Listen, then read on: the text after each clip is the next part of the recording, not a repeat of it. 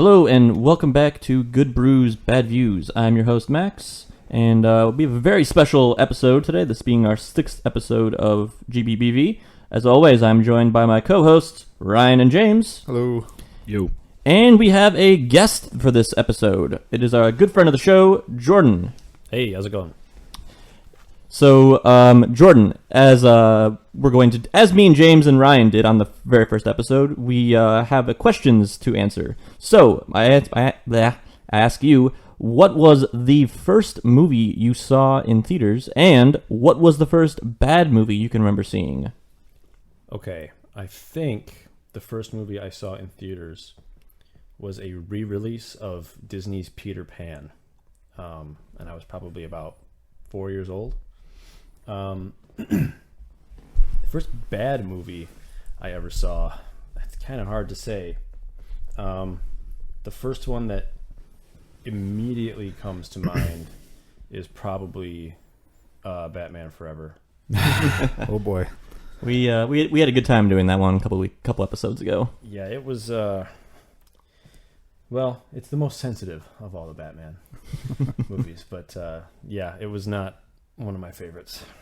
And you haven't seen Batman and Robin, apparently. No, I never did. I was so turned off by the third one and the trailers for the fourth one that I said, you know what, I think I'm gonna pass. I think I'm good. I'm gonna force you to watch that. I'll lend you my copy of it. Awesome. Yep. All right. So yes, speaking of terrible movies, terrible third superhero movies. Today we are watching Spider-Man 3 from 2007, a movie I will say could have potentially almost killed the superhero movies had 2008 not happened, but we'll get into that later. As always, if you are following along, we are at the opening credits. The Columbia logo has just appeared over the woman holding the torch, which is not Statue of Liberty, but so what are you guys drinking today? You guys forget almost. Everybody reach, yeah, just about. So I'm taking in today some Sin Eater from Dragonmead, and this stuff is delicious. It's officially, according to the label, is a dark Belgian style triple ale, and it is wonderful. Yep. It also has a deep cut into Spider-Man lore, Yes, which we might get into. Yeah, but we'll touch on that. Yeah. I am drinking Shorts Space Rock for obvious thematic reasons. Sort of a hoppy, not quite an IPA, I don't think. I don't have the label in front of me, but it's a little bit hoppier than your typical ale. And it's one of my favorites from Shorts, actually. It's short, so they just jammed a bunch of hops in something. Basically. Pretty much. I have Fifth Voyage from Cranker's Brewery, which is out of Big Rapids, Michigan, which I didn't know this place existed, but it's really good. So it is a coconut porter because this movie is nuts. Okay. And I've got We'll allow it. yeah, we'll allow it. I've got Bell's Oktoberfest, which dates when we're recording this, but I guess this movie kind of takes place in the fall based off the attire of people. Maybe not. I don't know. Our furthest stretch yet. Yeah, our furthest stretch. But We'll take it. Don't sigh at me when you pulled that off. I picked up a case of it, so it needs to be drank. I'm drinking Oktoberfest because I like Oktoberfest and I wanted an excuse to drink Oktoberfest. Pretty much, yeah. I think Although I'll Peter say wears a vest at one point. I'll get into how this beer actually tastes later.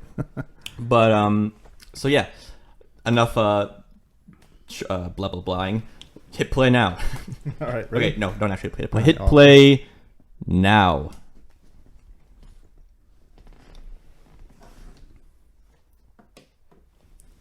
So when I watch this movie, the initial feeling is it's very jarring to see this logo now attached to something so bad. Right. Because it has become such a symbol of quality. Those comic book flipping pages and the Marvel logo. Right. Have you seen Thor 2? I actually like Thor 2. Thor 2 is... Thor 2 is pretty good. I mean, it's not a disaster. It's still pretty good. Spider-Man 3. This time it's for money. So I want to just point out... Okay, so this is pretty thematically they did the same sort of credits in 1 and 2 with the web. Right. And, Not entirely unsimilar from the opening credits to the X-Men movies as well. yeah, you get little flashback scenes and This is- and concept art from the first 2 movies, and I dig that. I think 2 was all Alex Ross. I think it is. You're right.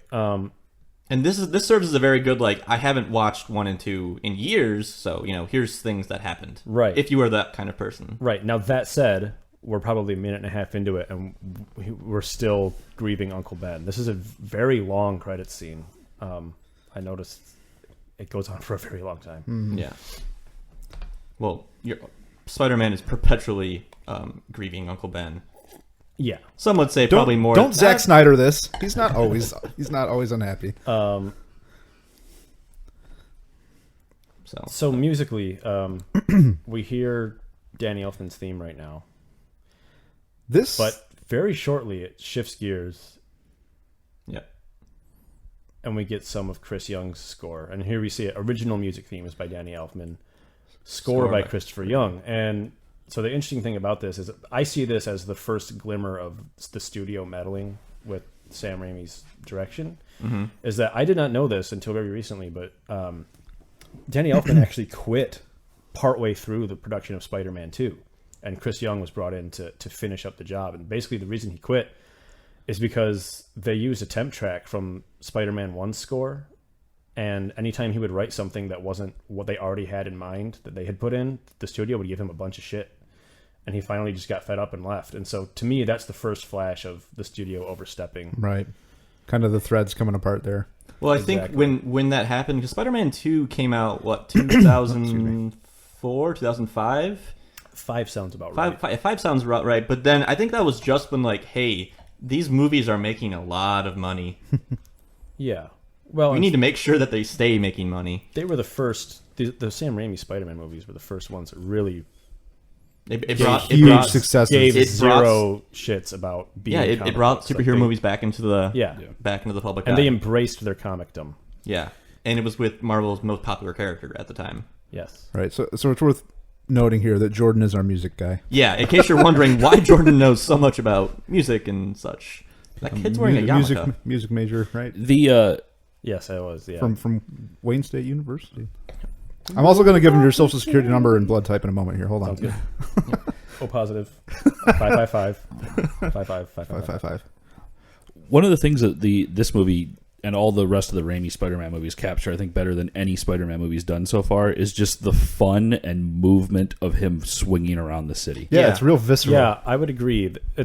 And it kind of harkens back to Raimi's like shaky cam and 2x4 cam stuff that he was doing in Evil Dead, where it's this very fluid, natural-looking camera movement, which will sort of lead into what I think is a very uncharacteristically overdone scene later that I liked conceptually but didn't like the way it was done. I like how this professor can't see the bright flashing light in his face. He's missing an arm. That's where his other sight comes from. Don't dog on the guy. But the idea of people in like other physics students messing with other physics students and higher level physics courses is just ridiculous. It's out there, yeah. That the social hierarchies of grade school would persist even in higher education. And not just higher education, but like high level physics work. Extremely esoteric and difficult. Yes. But it's a good Raimi joke right there. Yeah, I was just going to say, it's very cliche in the way that Raimi loves them. Right. I like that little set they have for this little musical. It's very like... Oh, it's a great shot. It's very sort of old school Hollywood. Exactly.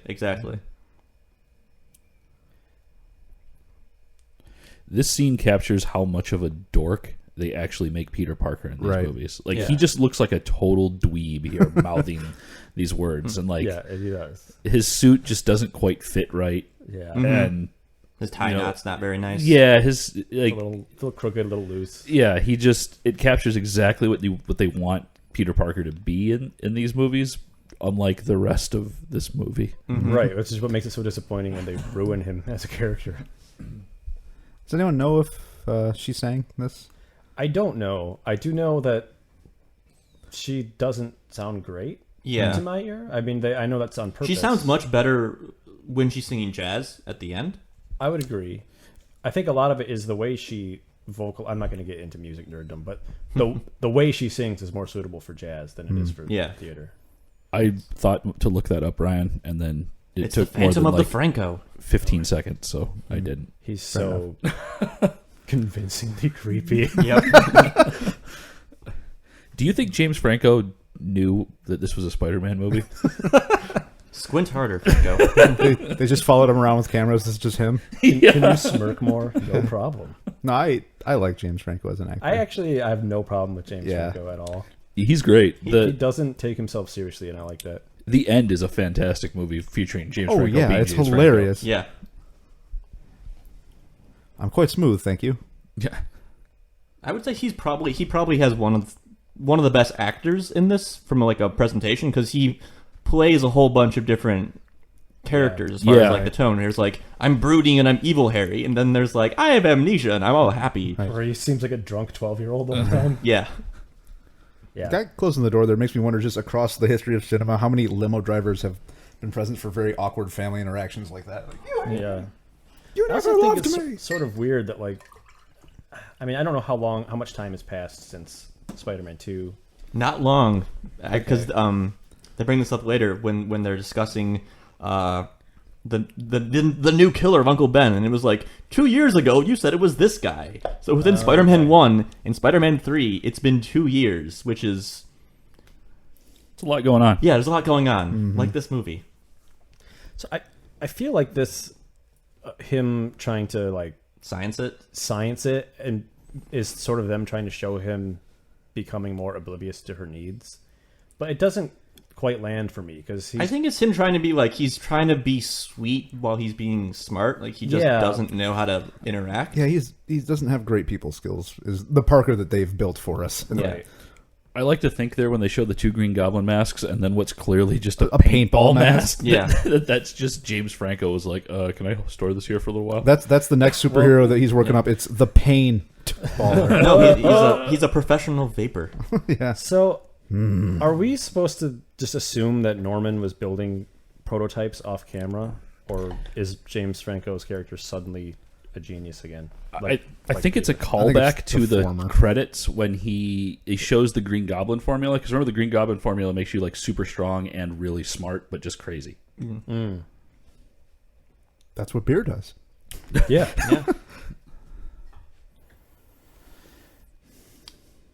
This scene's unrealistic because you can't see stars in New York City. Right. Yeah. Everything else. They're is clearly believable. in New Jersey right now, James. That's the same. Parker can't afford to take her on dates in New York. Right. It's just uglier and smellier. This is true.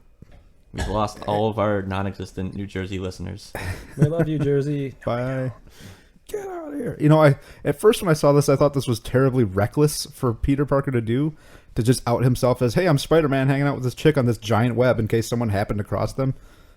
There's actually a lot of that in this movie. But also he could probably talk it off and be like, hey, I ran into Spider-Man, told him I was on a date, and he made this web for me. Right, so he could talk his way out of it. He sort of is known for being Spider-Man's photographer. Right. Yeah. So he'd have that in. So I'll give him that one. I think it's much worse when he's at the ceremony to give Spider-Man the key to the Right. city, and he's just standing there with his mask off. Right. Also, His that was mouth the open. world's quietest meteorite. Yeah. And that's all the His introduction spider we sense get does not to exist in this movie, symbiote. apparently. You know what? You're definitely right. There are things where he should have definitely noticed, this being one of them. Okay, well, I will say this, though. One of the attributes of the symbiote that makes Venom such a dangerous villain is that the symbiote negates his spider sense. Okay. He can't sense Venom. Okay. But regardless, any person with ears that I work will. would have heard I'll that. out-nerd you. And, okay. I'll bring that into question. That I think that's because it's already been bonded with Peter. I think That could be. That's probably... I think that is the case. comic book minutia. Do you think that there's some guy in the park who just all the time is like, "Are you kidding me, Spider-Man? Another one of these?" Like the janitor from the Resident Evil games who cleans up all the bodies. I love this, too. Like, they're doing a great job. Yeah. I mean, props to the police force, but come on, man. And then they're all but 2 buildings away before he comes back out of his hiding place. Like, oh, it's good enough. Yeah. I'm I like clear. to think both of their necks are too thick to look in the rearview mirror to see him. Well, Batman costume syndrome. Yep.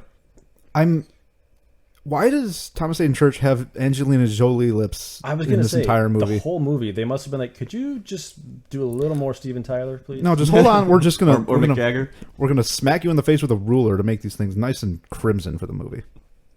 I actually really don't like him in this. I'm not a fan either. He wasn't given great material to work with. Right. He looks the part of playing Sandman. Like, he has like the square jaw, but it's never been like a villain that people are like, yeah, we're gonna see Sandman on. Mm-hmm. Oh yeah, no one cares about Sandman. But I will say he's the first villain Spider-Man fights who has actual superpowers. Right. Yes. Like everyone else is just like a human exposed to something that made him either kind of strong or tentacle arms. Yeah. Superpowers beyond, enhanced human Enhanced, yeah. Right. Yeah. And that's an interesting point, and I'll touch on this a little later, but Who eats bread like that? bread. Yeah. This lady's a really bad actress. Your mom's a really bad actress. What were you saying, Ryan? I just want my kids back. Had this been played by Thomas Jane, Right. I would love for him to say that line. Yeah.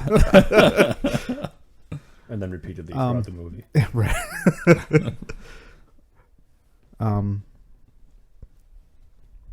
I lost my train of thought. I'll come back to it. Killed a man. It wasn't like that. I Manslaughter. I made him stop manslaughtered a breathing man. Yeah. forever.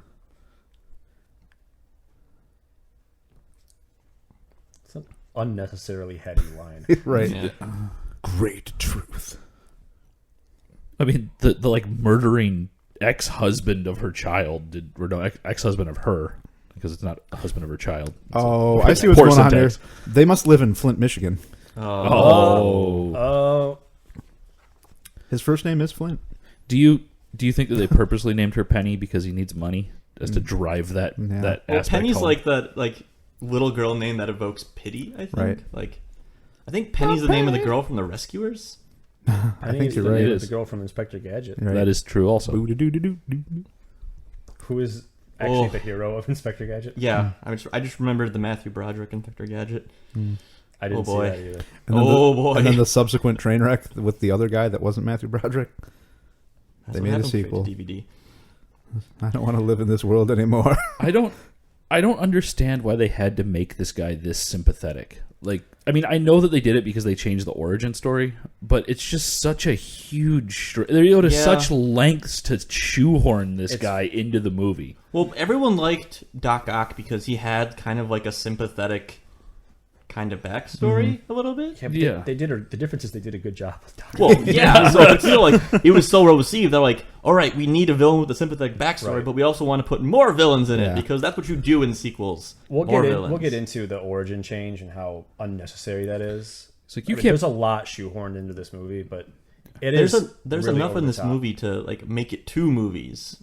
I want to point out that he apparently woke Aunt May up at like 2 in the morning to Right. make him tea. I disagree with you, Max. There's enough in this movie to make it 0 movies because it shouldn't have been made. Actually, trolling the IMDb trivia just before you guys showed up, there was at one point a plan to make it 2 movies.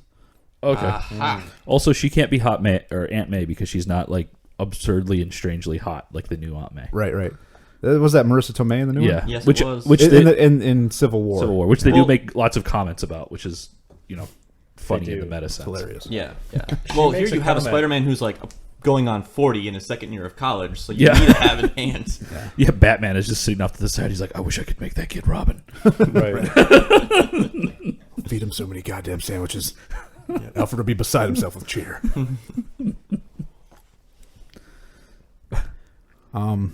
But yeah, kind of. We were talking about Sandman a moment ago, and Max, to your point, he's one of the only villains in this section of Spider-Man movies that has real superpowers.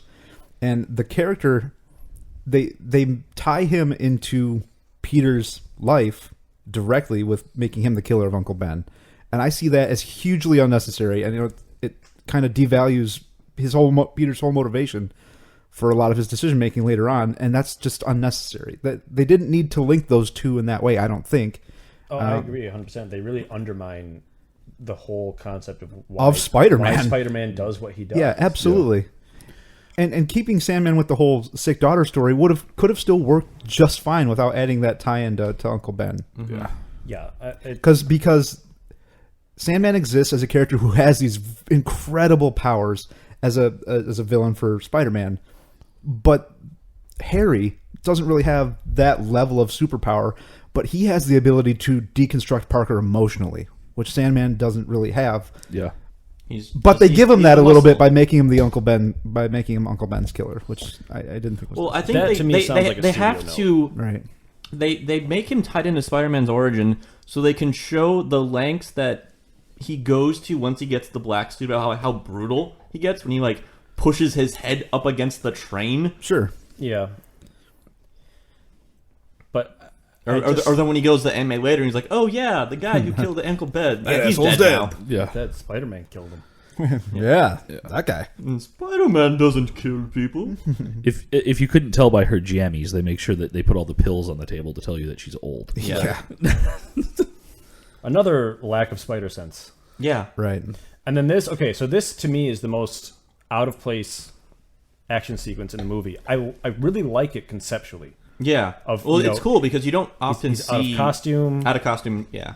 But there's so much bad CG in this fight scene. Like, how many fully rendered faces? Right, and I wondered a lot about that because this movie had an enormous budget. And why does it look so plastic and bad a lot of the times? I don't know the answer to that question because, I mean, it's not like this is an ancient movie. Well, it's about 10 years old. And still, but yeah. So I'm sure that's part of it. It just hasn't aged well. But it almost feels like, especially when you get to the end of the movie and the way it wraps up, it's just like, well, we spent all the budget on effects, so we'll just end the movie here. Yeah. And we're done. I think, speaking to your point, though, Ryan, there's a lot of other effects that really do hold up in this movie. Yeah, and yeah, this for certain. just doesn't. Right. Yeah. But this feels very, Raimi's action in the first two feels very raw and, Right. and real. And this looks like you're watching like a video game cutscene. Yeah. Right. Like that looks very plastic. Yeah.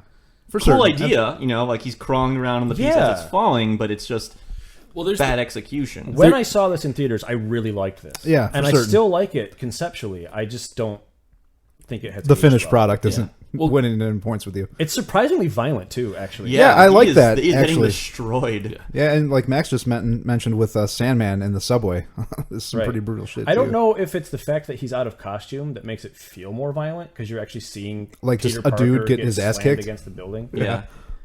Because Doc Ock was, I guess, pretty. They had some pretty great fight scenes. Yeah, absolutely. Yeah. That train scene is still one of my favorite fight scenes. Oh, I love it. I love it.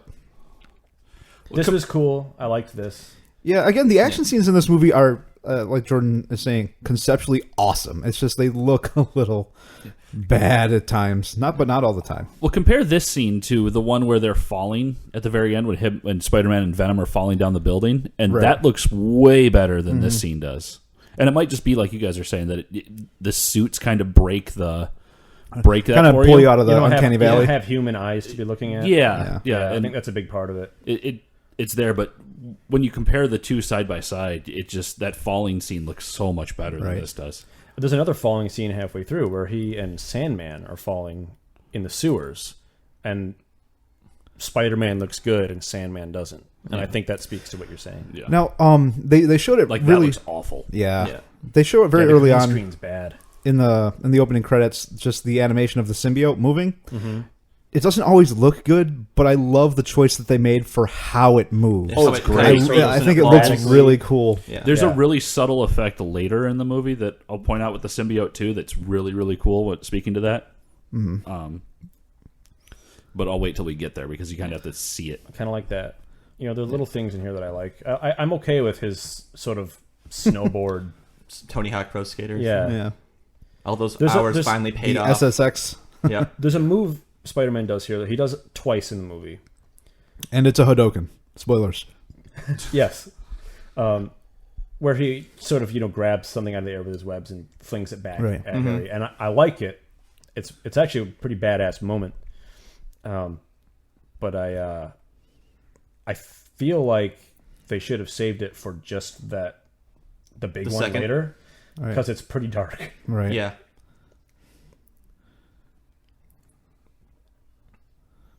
But that is pretty awesome. This is great. This is That's great. You should not have a head. this is Right. objective. Well, it caught him. It looked like it caught him in like the chest. Oh, okay. But yeah, had that been in the neck, he'd be decaffeinated. Decaffeinated. Just all the coffee extruded from his body. What did he think That's a was hot- going to that's a happen hot there? fuzz, Like his dude. eyes are gigantic. Like he fell out down. Yeah, He I also don't know. banged his head a couple times. It's boiling. I kept waiting for him to like His stomach is healed. Spider-Man him from hitting the ground. Yeah, Yeah. you'd expect that.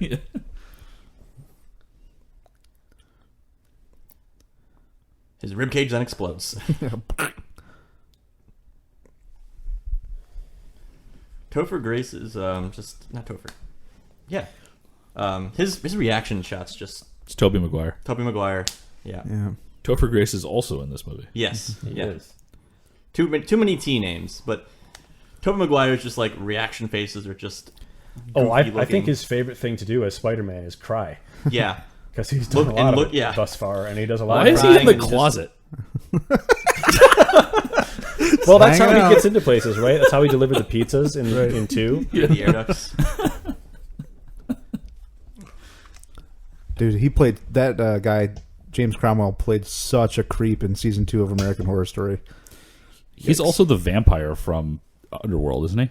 No, You're that's thinking still Bill not- Nighy. That's Bill Nagy. That's Yeah. right. They do look similar in my Yeah. defense. They're pasty white guys. Yeah. Yeah. Tall, thin, slender frames. Yeah. This scene looks like it's something out of Sin City. This It scene does, is yeah. hilarious. Especially that Flip side-scrolling Marco shot. could have- yeah. Thomas Hayden Church would have been a good marker. This scene's Puncher. hilarious because they're right behind him, but apparently they, I guess they don't climb the fence; they go around Yeah. because And how did there's this open pit. They don't see him fall in. he not see that? I don't know. It's dark. I mean, this thing is huge. I mean, I guess it's movie dark. Maybe Yeah. it's supposed to be darker than this in real life. I think that's what they're going Probably. for. But also, like, apparently, whatever kind of tests this scientific facility is doing doesn't require any kind of clean environment. Oh, It's Yeah, God, just so no. an This open is, pit in the middle of a field. When they get to the no. The guys were like, oh, yeah. there's like something about a pigeon. Yeah. No, the probably the a bird. silicon. It's in the silicon. Yeah, 190 pounds of more stuff just went in there. You That's would be shutting things down. Absolutely not how science works, folks. Absolutely not. Also, Also, that they- would be in a contained facility. Yeah. Exactly. Also, they do this test and then apparently just go home Yep. because We're Yeah. gonna blast some sand.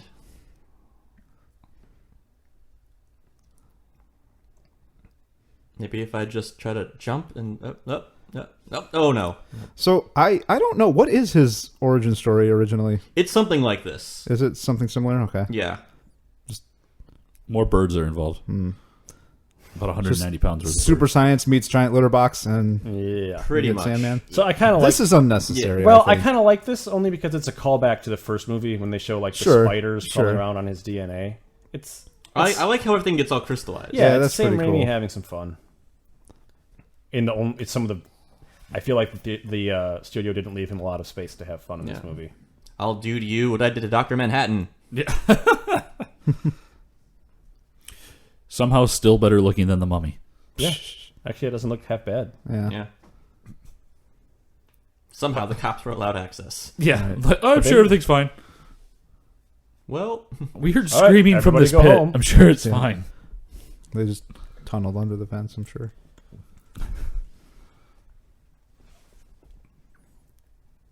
I'm sad. I have some news for you. He has bad screenwriting syndrome.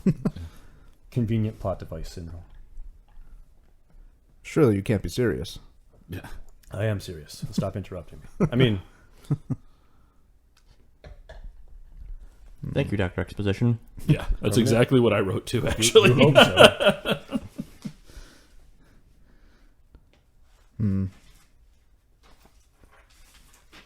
So go in and see him, even though I want him to rest. Right. I'm just going to contradict myself immediately. Mm-hmm. Make up your own mind. I'm a doctor, not a writer. So this is just so like I like his head dressing. he should have been, and the first two movies were setting him up to be the main villain of this movie. Yeah. And they go and immediately neutralize all the tension in this relationship just for the sake of convenience to the story because Yeah. they want to focus on other bad guys for a while. Yeah. Forget and love us again. Well, But also, I mean, it does add a different tension almost because the doctor mentions that this is temporary. So Peter has to deal with, all right, well, how long is this going to last? And what will he remember? Yeah, I feel like it's sloppily done. I agree completely. I know what you mean, and I thought about that, and it does bring kind of an interesting dynamic, but it's just lazy screenwriting. Mm. See, if you lose your memory, that's what happens when you hang out with Seth Rogen too much, James Franco. Right. There's some chemicals involved with his memory loss, I'm sure. He live in a hospital? See, this just goes to show you that superhero stories are just soap operas with spandex. Pretty much. I like that He's got amnesia. That's supposed to be organ music dramatically playing in the background. I like that the nurse walks in and basically says, "All right, we need to get the plot moving again." Right. That's enough emotion. This scene is over. Everybody exit stage left. All tension relieved. Hey. I'm going to go eat their faces. I'm on bath salts. That's not foreshadowing at all. Bum, bum, This looks awful. Yeah, this starts off looking awful, but It gets better. It gets better. Like if they would have just started with maybe some like sand shifting around with even some fans. Yeah. If they would have pulled some of the fans away from Gwen Stacy for a couple minutes and used them on the sand. Yeah. Because there is a scene later where there is like practical sand. It's great. Yeah, it looks really good. Like even if you started at this level, like this doesn't look horrible. No. Yeah, you didn't I need don't to need start. to see individual grains moving. Yeah. This is excusably The part where fine. looks really bad to me, there's a shot where he puts his hands to his face, and there's just something about the lighting that looks very wrong. I feel like, CGI had progressed to the point where you could do this and it would look halfway decent. I feel like if they had done this a year or two later, it would have been much better. Yeah, I don't. It still would look At the really time, good. it was very It's it's just the very beginning of this scene that I only have a significant problem with. I actually like how he has to figure out how to break his fingers apart and walk on his legs and stuff. And I actually like this scene too. It's a poignant, sort of emotional. It ties into he's the guy, the villain who you kind of want to see him. You want to see him get money so he can pay for his daughter's medical bills and whatever. And there's no dialogue. It's just this score. So this is, I think, the first real highlight of the new composer. They managed to put in all of the first part of a superhero movie into this couple minutes, the origin, discovery, and control of his powers. Right. Yeah, it's also a really convenient way for him to wear the same shirt the whole movie. Right. Mm-hmm. That looks wrong. Yeah, too close. The lighting is too flat. Like here, he doesn't have fingers in his hands because he hasn't figured it out yet. Apparently, it too was made of sand and in his resistance to particle. Yeah. There's no reason that rocket shouldn't also be sand now, but I'll forgive it because that looks kind of bad. But it's a powerful moment. Yeah. You're like, this is cool. Okay. Yeah. There's fingers. Hey, my fingies. Pick it up. Now, there's a lot of times where the movie tries to be very touching. And I think this is one of the few times where it succeeds. Yeah. I'll agree with that. It works this time. Sandman sad. Yeah. So, I mean, you're never going to walk out of this movie singing this theme or humming it to yourself. But it gets the job done. This is good, yeah. But I can't help but wonder how powerful this scene might have been with some of it having no music at all, just the silence and the sound of the wind blowing the sand and then around. the sand making it back to the the ground very subtly, and then maybe have the music swell up when he gets his resolve, which it sort of does, but there's a lot of ambient stuff beforehand.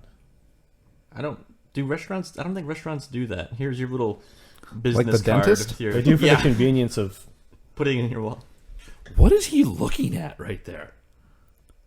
That's the ring. He pulls a lot of knobs off in this movie. Does. No, he's in that chair, but that chair isn't hooked up to that desk at all. The computer monitor is completely the wrong way and not hooked up to anything. He's pontificating. Leave the man alone. Yeah.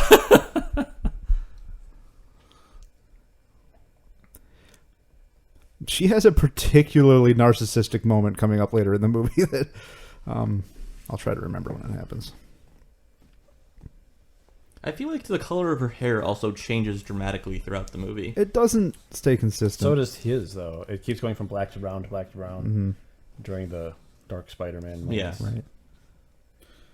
Well, that's when he gets his cool haircut, though, too. Oh, yeah. Christ. Oh, So this is where he starts to become, oblivious and sort of selfish and self-centered. well, I think This is the because beginning of he's him becoming getting unlikable. success for the first time in his life. So it's sort of like, overwhelming to him. And he's like, oh, yeah, I've been down. It gets better. Like, he's trying to be able to relate, but he doesn't can't. He doesn't have the social skills Right. required to do it delicately enough. Yeah.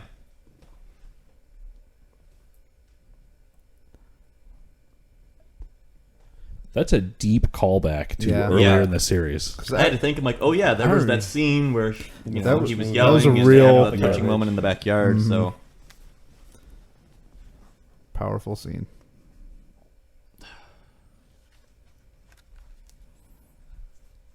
Sirens wailing in the distance. That was fast. Yeah. Get out that of my suit sight. still looks good. Yeah, that's a great Spider-Man suit. The only thing I really you can say bad about the suit is the eyes are I was- just like reflective metal as opposed to being white. And for me, the triangle shape now it doesn't look quite right to me. As opposed Triangle to shape. the eyes are triangular. Oh, okay. Oh, as opposed well, that's to, always been debatable about like how do you draw the eyes? Are the eyes right. big or the well, eyes and small? I think maybe I think the Amazing Spider-Man 2 did a good job with the costume. I really like the costume in Civil War. I really like it a lot actually. I like the eyes on that. Mm-hmm. At the time, I thought this costume was perfect. Oh yeah, It's only because it's been tweaked in future movies. because there was nothing Right. had been that colorful. Yeah. This is This happening is an here? obnoxiously rock and roll photo shoot for a photocopier. Yeah, what Yeah. is happening here? Fashion. Yes. Talking to you, Stacy. There's a really This- gratuitous boob shot shortly. No objections. The So- part that I like here Right too is that there's those guys at the desks, and there's two rows of desks that are clearly in front of where all the lights are set up, but the guys are still sitting at the desks. Whoa! Someone order a creepy old white guy. They got there very. Sir, very Edison's quickly. been dead for like 100 years.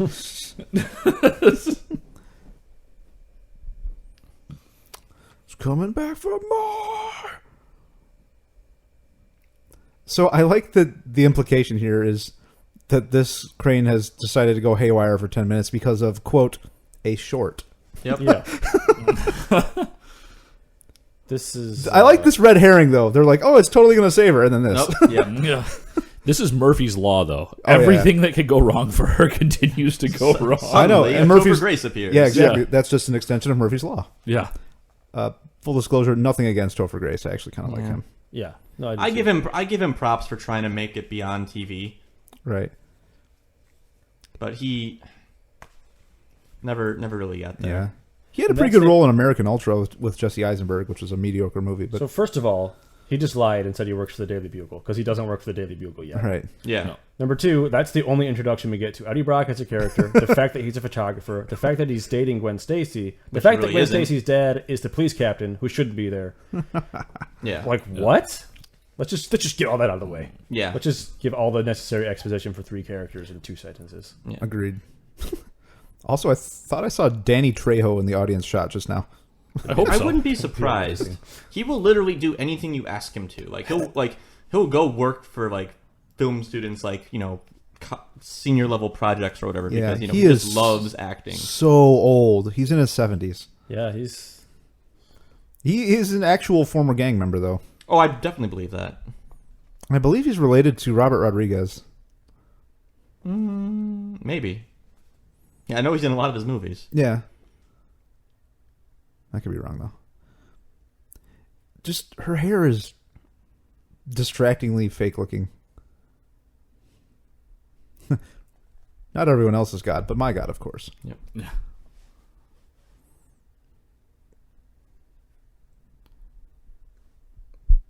This is a fun little interactive scene Right. here. Yeah. I'm okay with it. Yeah. I also it's no one talks to Spider-Man. All the police officers and firemen and everybody running around, not being They're like, just like, oh yeah, But random stranger with a camera. Yeah, Yeah. I think Eddie Brock and like the random guy in the elevator from the second movie. He's like, "Oh, nice spider suit," or whatever. Yeah, he's like like, only civilians who talk to him. well, you'd think that they would have been like, "Hey, Spider-Man, is anyone else up there?" Like, nah, we'll just run around. Oh gosh, J.K. Simmons is by far the best thing about this entire movie series. Yes. he's outstanding. People were hoping that he He'd was gonna make a be cast return. for the new ones, but he got picked up by he got Warner picked Brothers up to by play DC. Commissioner Gordon. Right. Yeah. I love this buzzer scene. Yep, Yeah, I keep forgetting Elizabeth Banks is in Right? these movies. Yep. She is again, great. I've really grown to love her as an actress. Oh yeah. He's from Michigan. Yes. Yes. Got some Pepto. I know Sam Raimi likes his brother. Yep. And he's always good for some comedic relief, but like he looks so much like Sam Raimi that every time I see him in one of these movies, I'm sort of taken out a little bit. Well, here's the thing, though. I did not know that was Sam Raimi's brother. So Really? yeah, like I saw that there was like a Raimi in the credits. I'm like, oh, I wonder if he put his brother in. It's like a cameo or something like that. Yeah, he's in most of his Yeah, movies. but Sam, Ted, and Ivan. Ivan helps write a lot. Whenever this movie goes back to Jameson's office, it's always it's great. Oh Yeah, all it's of this great. this whole scene is a nice subversion of expectations Right. of what you expect from the character.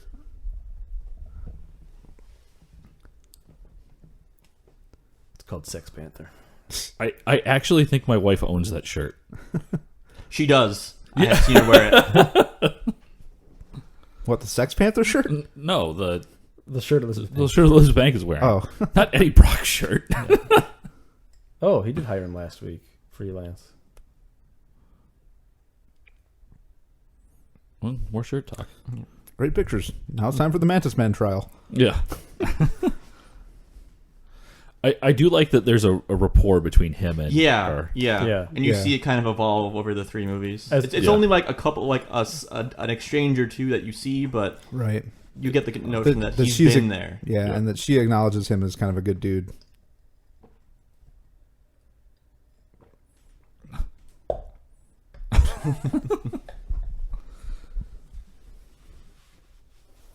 Ooh. 50 bucks.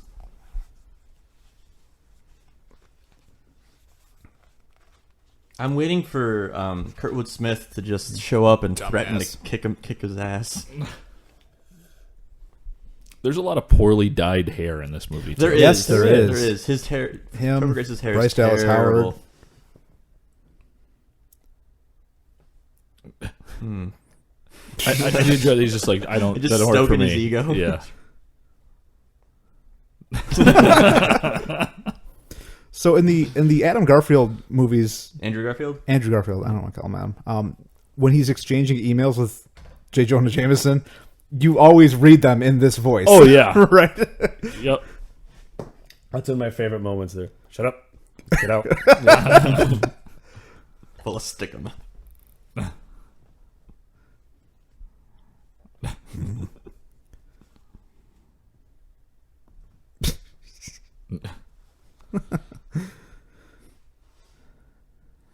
Just gonna put this giant jar of cookies next to a Mary Jane caught inside.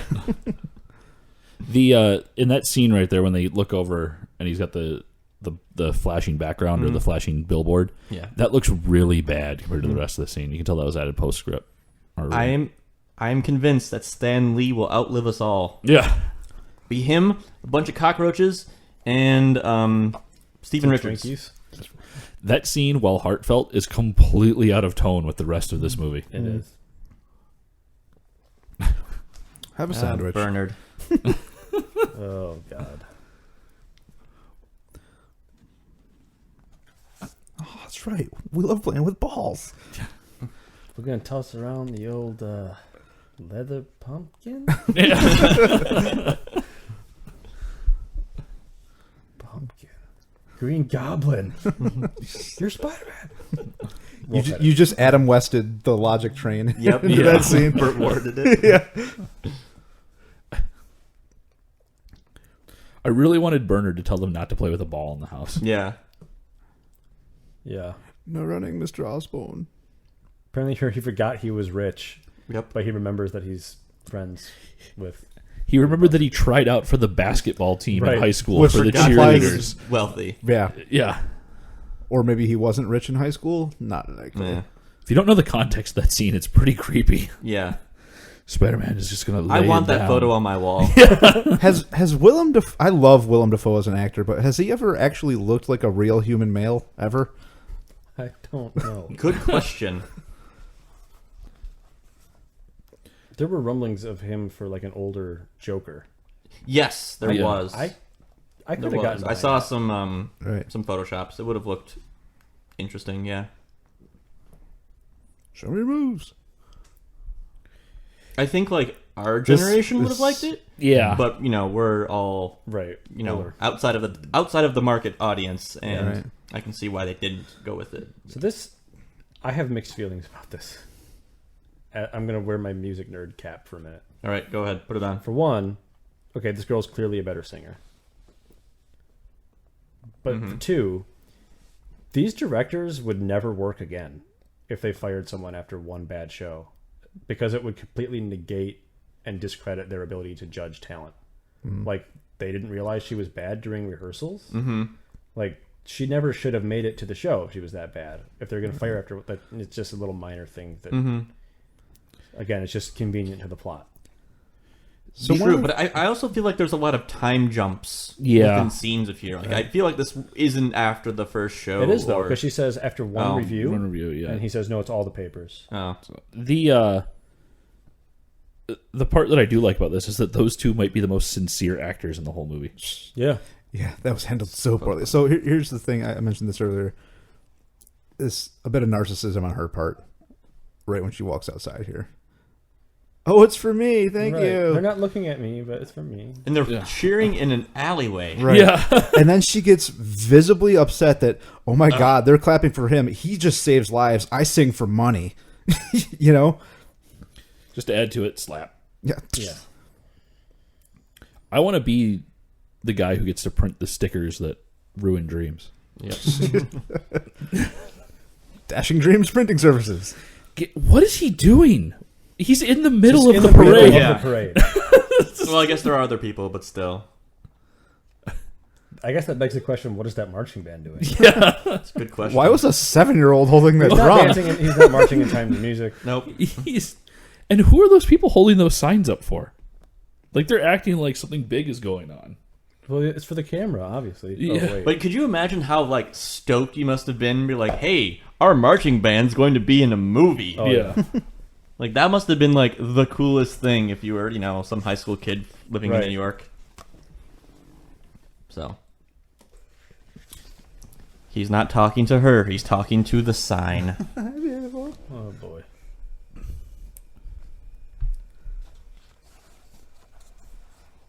See, this is a good example for me of.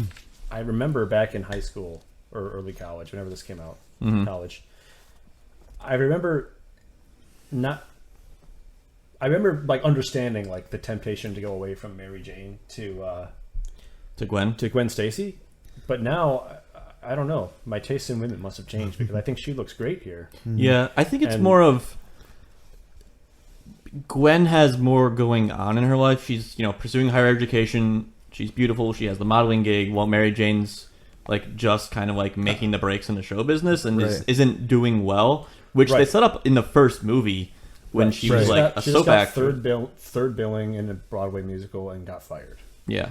She's not. So This leads to one of my most WTF moments in the entire movie. it's kind of odd how even though Sandman's like a man on the run, he's just like, I'm just walking down the street. Yeah. I don't care about cops. In the same Doo-doo. shirt I've had on for weeks. Are sand trucks a thing? Yeah, I think so. I mean, I guess they have to move sand around. Are silent meteors a thing? Not really. So this is the best part. The shovel was just precariously placed on top of the thing. And then, like, is this cop, like, trying to decapitate Sandman here? Look at this. Who would do this? yeah.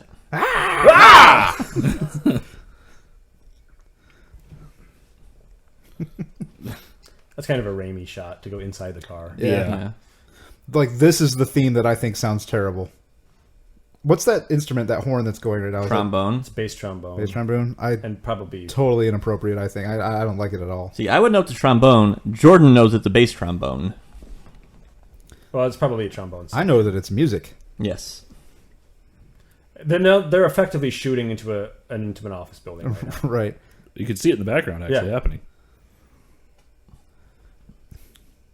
I think it's cool. I like his "I'm traveling" form. Yeah, it looks really cool. Thing of sand. You know what it reminds me of is the smoke monster from Lost. I haven't seen that show. Well, you better start with the first episode, otherwise you're going to be really Confussed. lost. The Boy Scouts on the side of the stage here are just ecstatic to be up there. Oh yeah. This is where I love this moment because I'm pretty sure the stage direction Raimi gave Franco when he is amnesiac is like, just act like you're 12 and drunk. Right. Boop. Yeah, I'm willing to bet that was not scripted. Yeah. Unscripted boop. Yep. You can see in her face. Her she's just internally, she's like, "Are you kidding me?" Okay. Yeah. You're not gonna say cut. All right. Okay. I mean, I was unleashed. So this is the beginning of MJ's. So I found myself actively rooting against Peter and Mary Jane as a couple in this movie because they're so unhealthy. Which I guess maybe was the point, but this is to me is the beginning of her being a bad partner. Like, Yeah. Yeah, they both make some shitty decisions.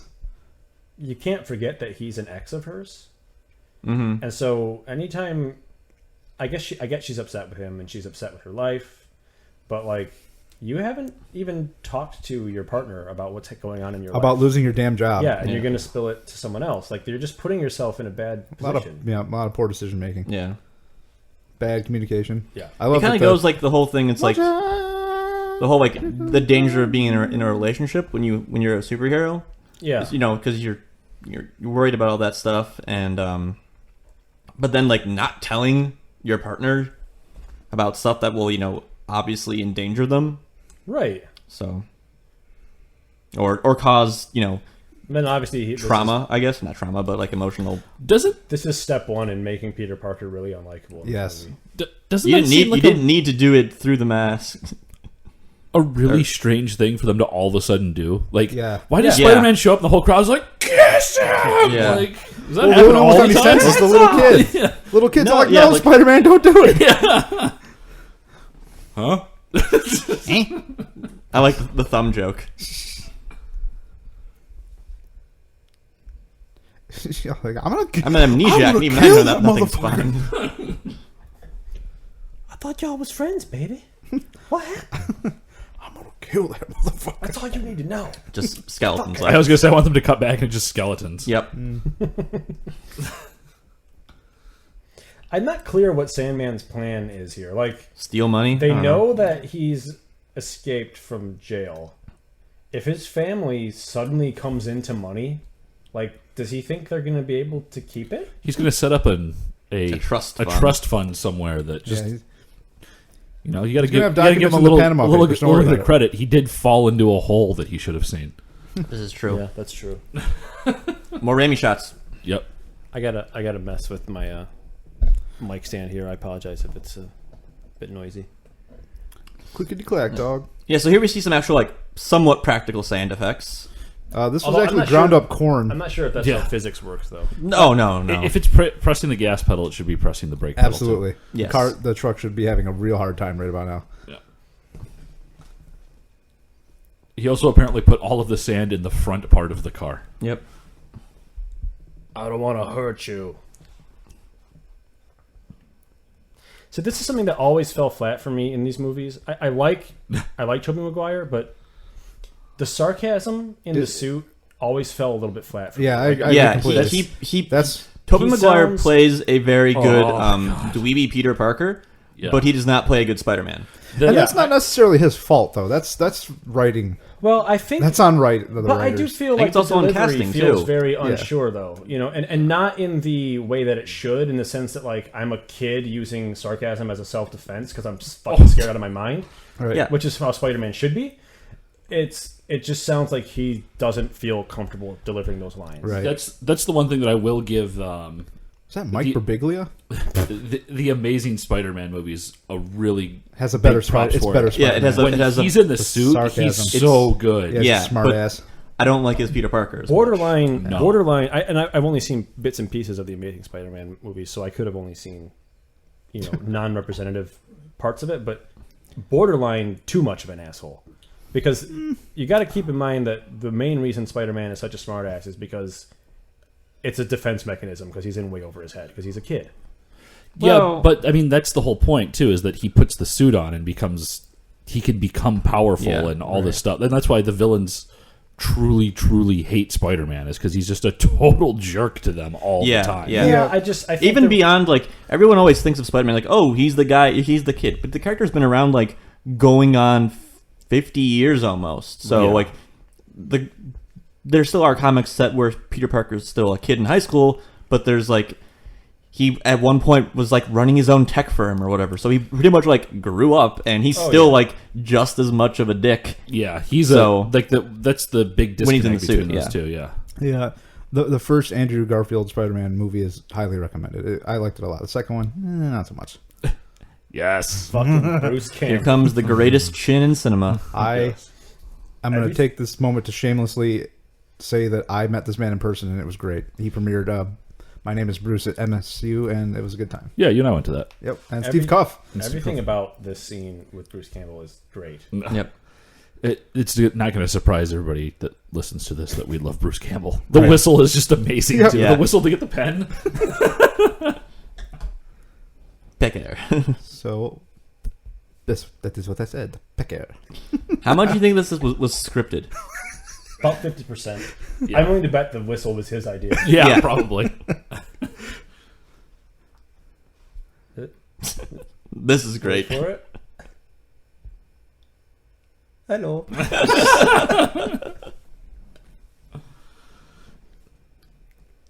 I am French.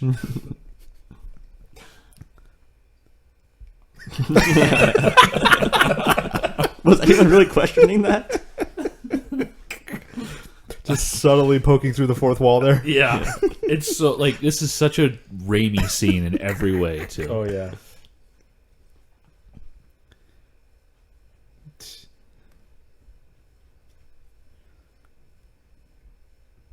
Monsieur. You can say yes. Man, I got to get some Ash and the Evil Dead going on. I still haven't watched that. Oh yeah, I haven't watched it either because no one has I've heard- stars. I've heard it's awesome. Good. Yeah, I've heard it's Oh pretty good. yeah. That lamp is from IKEA. Oh yeah, Hey, even definitely. French restaurants have to cut corners sometimes. These lines he's practicing are so bad, but it's perfect Peter Parker. Yeah, it's This is a great scene. Dweeb, yeah, Peter Parker dweeb. Yeah. just labeling him as a dweeb is 100%. Well, I think that's, you can see like him like here's me being the ideal person. So when he gets the suit and like that's how he is all the time. Mm-hmm.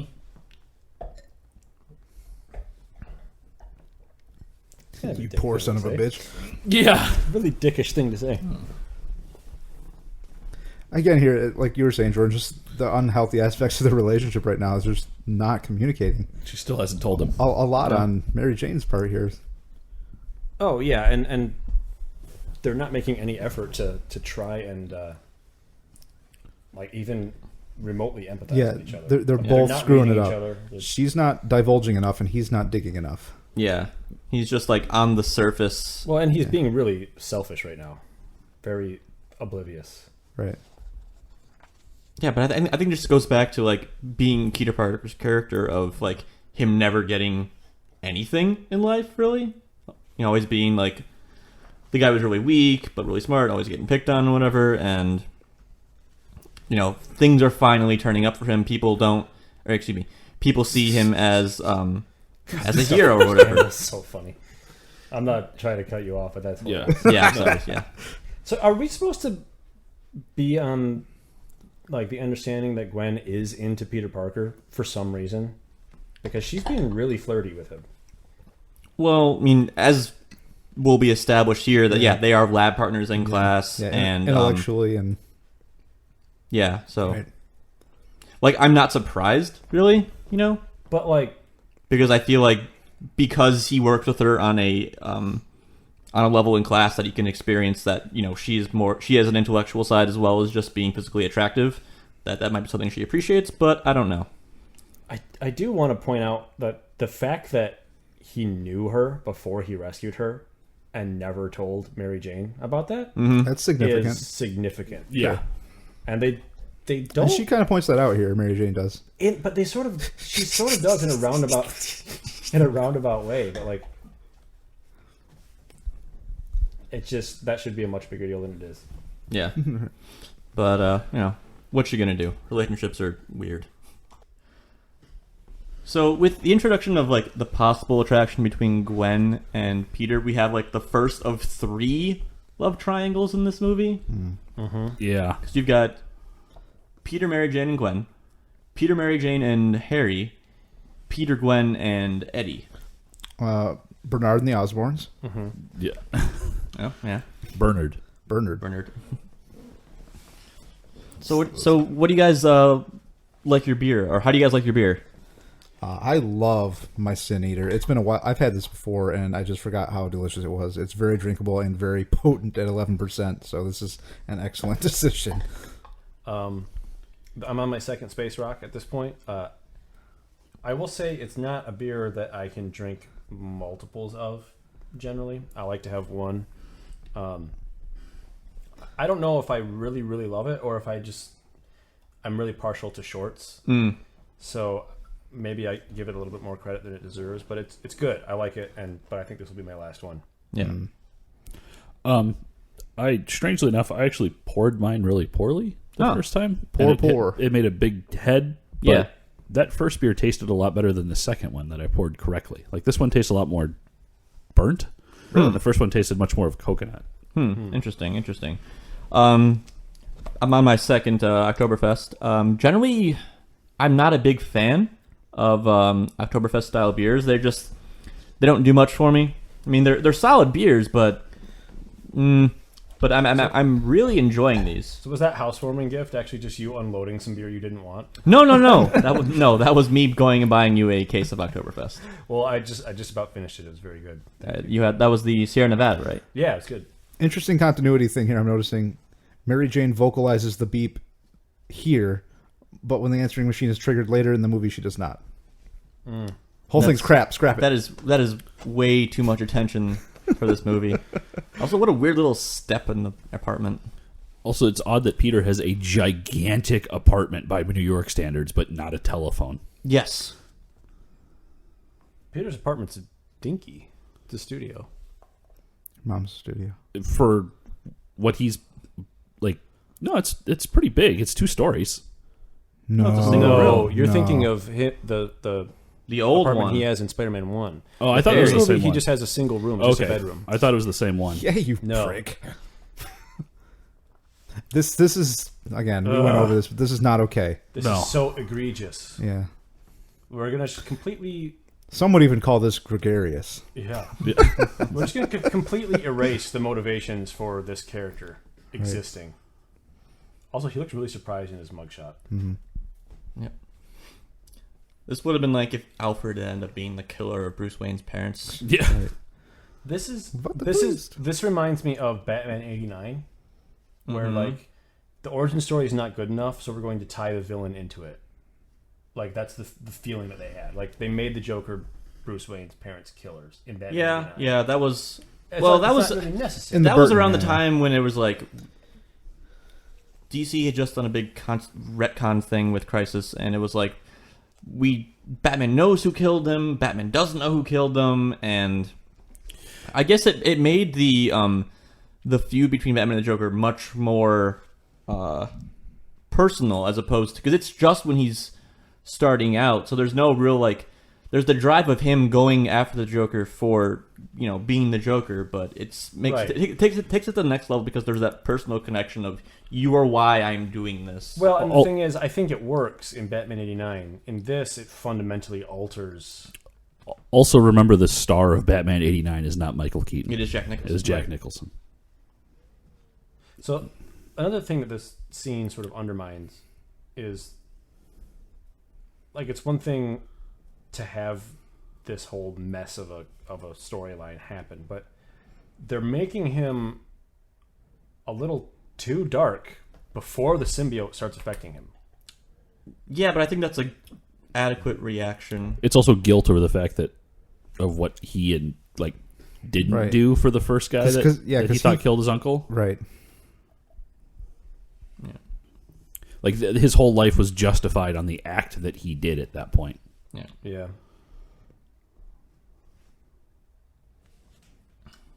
The rest of the alphabet's showing up shortly. But again, like this is he won't talk to her. I don't need help. I don't need your help. Well, this is when the angst. They're both. This is when the they're angst being of the a really movie starts bad coming on. Relationship. They're both very immature about all of this. Right. This is what makes me root against them as a couple. Yeah. That Aunt May has to be the deliverer of news. Yeah. Like, do they not have each other's phone numbers? Because, I mean, I know we just saw them talk on the phone, so I'm being, facetious, but And people call him on the phone at there are a ton of moments in this movie where I'm like, have they not talked for 3 days? Like, what kind of relationship is that? Yeah. Well, I mean, even though this came out in 2007, like, Peter doesn't have a cell phone, which I find that kind of weird, even by, like, that day's standards. Well, I think it may just be they're trying to really emphasize how Poor he is. Just... Mm-hmm. Yeah, he's going to school, and he's working as a photographer, and being Spider-Man, so... I don't need your help, you skank asshole. He's Get got out my sort of- pad. And I don't know if I could ever take the paint or just the forced abject look of his apartment. It's just, what is going on? Oh, she opened the door Rent by control. herself. That's vague symbolism of her somehow becoming Her own person. her own something. This is shit.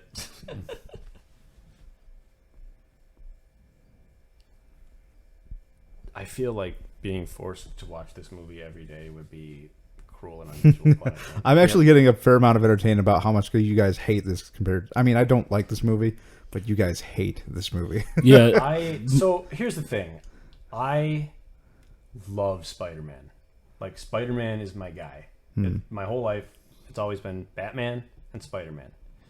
Sitting in a tree. K-I-S-S-I-S-S. I'll agree with you on that. You guys hear that? I went as Spider-Man in the first grade, and my costume is better than Tobey Maguire's. But I just... so this really... This movie, when I saw it in theaters, I didn't hate it. It just felt sort of like a betrayal. Like, Spider-Man 2 was so good. Yes, It was. This was just very disappointing. This shot is great. Yeah, that's awesome. That is Like, so I see the Sam tongue, Raimi. because they don't play up the tongue on Venom enough. He also looks like he's in Spider-Man pajamas. He does. Yeah.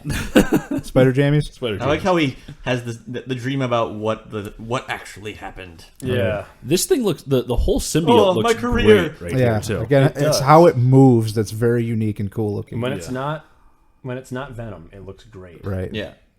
The sort of like growing over itself, reaching. It's good. Yeah. But what I don't understand here is, and we'll get into it later, but so in the comics, the symbiote like truly fuses with him, and so like He can't take it off. he's Black Suit Spider-Man, and then he just goes like, and then he looks like Peter Parker.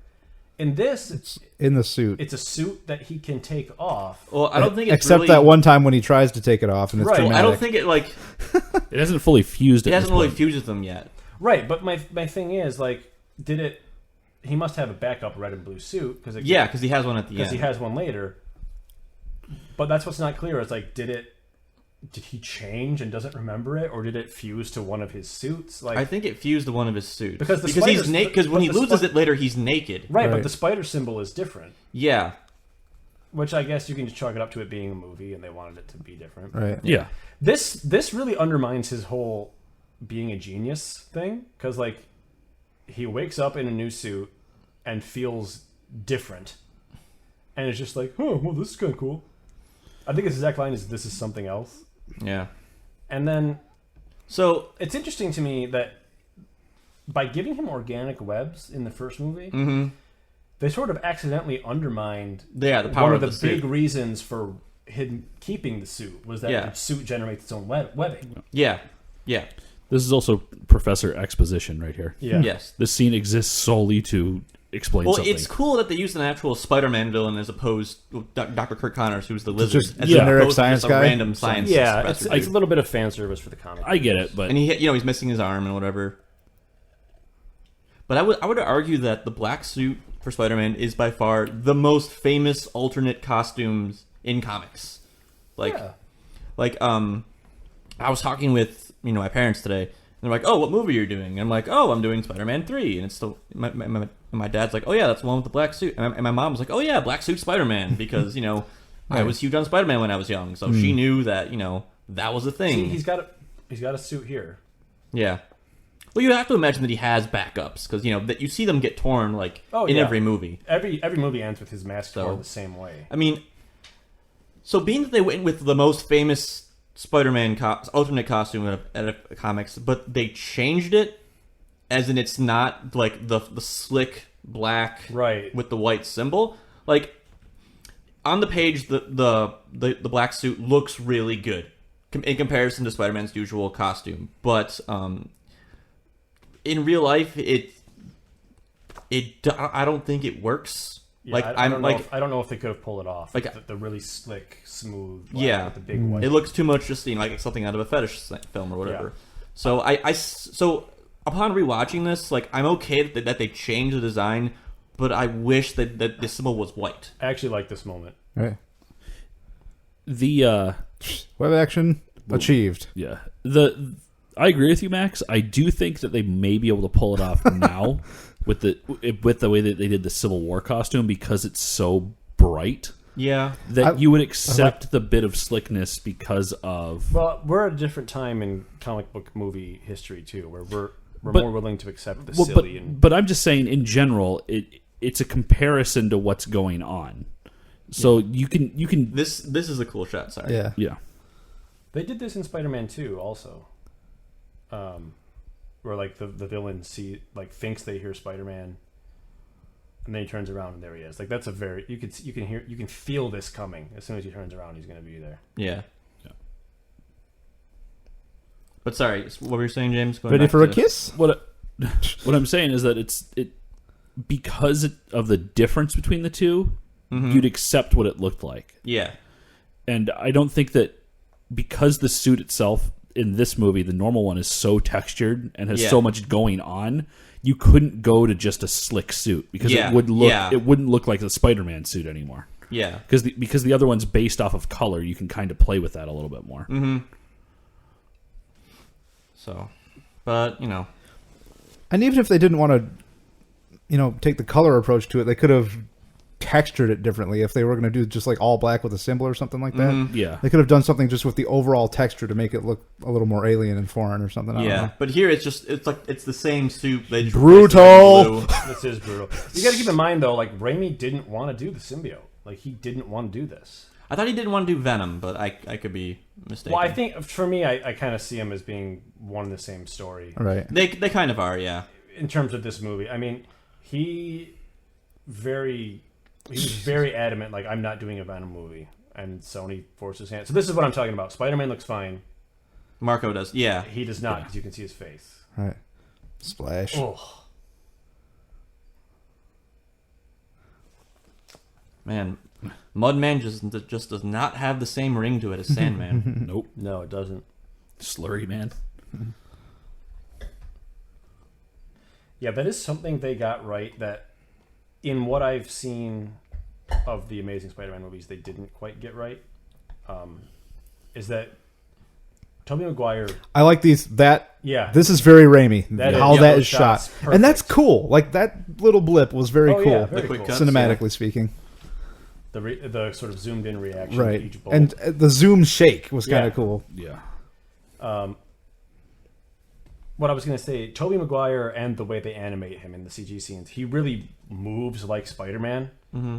And there were, what I've seen of the Amazing Spider-Man, he was a little too, like the poses weren't quite as iconic. Right. Like I remember people laughing in the theater when that happened. Oh yeah, it's so dumb. Because we were at the height of emo being a thing. Yeah, and now his hair is black for no reason. After that scene, Symbiote has gotten into his hair. Yep. Yeah. I like the idea of a guy who just follows you around saying "rent." Some Eastern European guy. I also like the idea that he's not actually paying him money for living there. He's just borrowed his copy of rent. Yeah. The guy's like, give me the rent. Must make a Broadway production.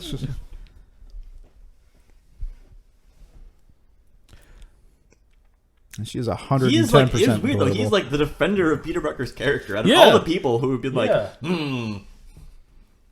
he must be in trouble. That's a nice matte painting there. We'll just drive home the exposition that the symbiote is bad news by having the landlord tell everybody. Yeah. If he's acting this way, something must be wrong. There's a lot of mirrors in this. What happened to my hair? Yeah. Is that? Do I have a chest hair now? Boing. I think he doesn't realize he's still wearing it. Yeah. Yeah, that could be it. Like it's feeling like skin. This has always bothered me. I get why they do it. It's because Sam Raimi likes to do these Superman homages.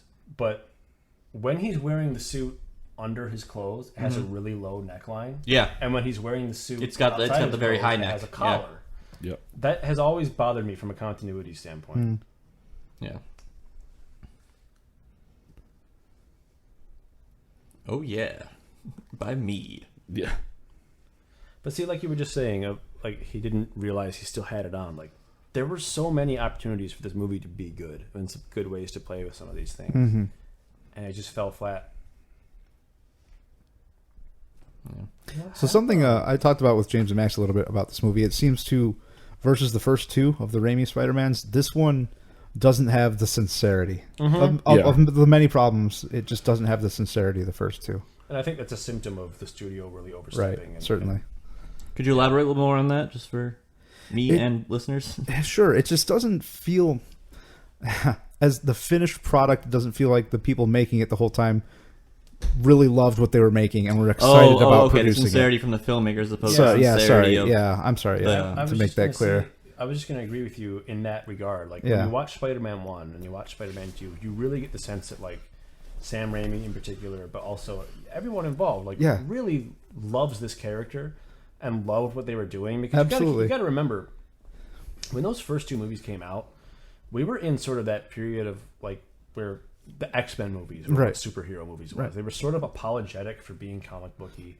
They were although still good. They were really trying to like, downplay the comic booky aspects of it. And then these Sam Raimi movies that came out and they were so they're like, shit dog, we comic books. We're gonna have fun. We got color. Yeah. And they really like, as much as Batman 89 and even going back further, the Richard Donner Superman movies, the X-Men movies, regardless of how you want to look at it, I don't think you get the MCU today without the Sam Raimi Spider-Man movies. I think that's a valid point for sure. And so that is that kind of sincerity and appreciation and even reverence for the subject matter, makes this movie's lack of it stand out. Absolutely, and that those same concepts are the reason that the MCU has continued to persist, as you mentioned earlier, having a particular level of quality. Yeah, because everyone involved, like you even watch that behind the scenes, the Thor thing. Oh gosh, you just get the sense that people are having fun being Thor. Right. Yeah.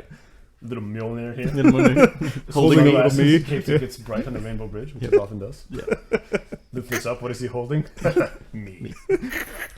So this is another example of MJ being a bad partner. Right. She needs emotional support, and she turns to an ex instead of Peter because they don't communicate. This is an example of Bernard being a bad butler. Yep. A guest? No, he gets asked to bring food. And then they end up cooking. Yeah. Now we had a discussion earlier as to whether or not that was supplies the logistics of that, But I'm of the opinion that if one has a butler, he makes you food. That is what a butler does. He buttles. He buttles, yeah. And if he has to do it again, he rebuttals. Yeah. And he has to undo his rebuttals. Good. Ditkovich. Okay, yeah, that's a nice little nod to Steve Ditko. Oh, yeah, good call. Deep cuts in the comic book world. Is Ursula perpetually baking cookies? Yeah. And cake. She made chocolate cake. She apparently never eats any, though. Dang, woman, get a cheeseburger. She is Super a very adorable. petite girl. Yeah. Her character is actually, I really like her character. Yeah, I'm with you there. I liked her better in the I second like one than this. this one. I'm good, man. And That's it. That's like typical like elderly Eastern European immigrant. It's just wise knowledge from those guys.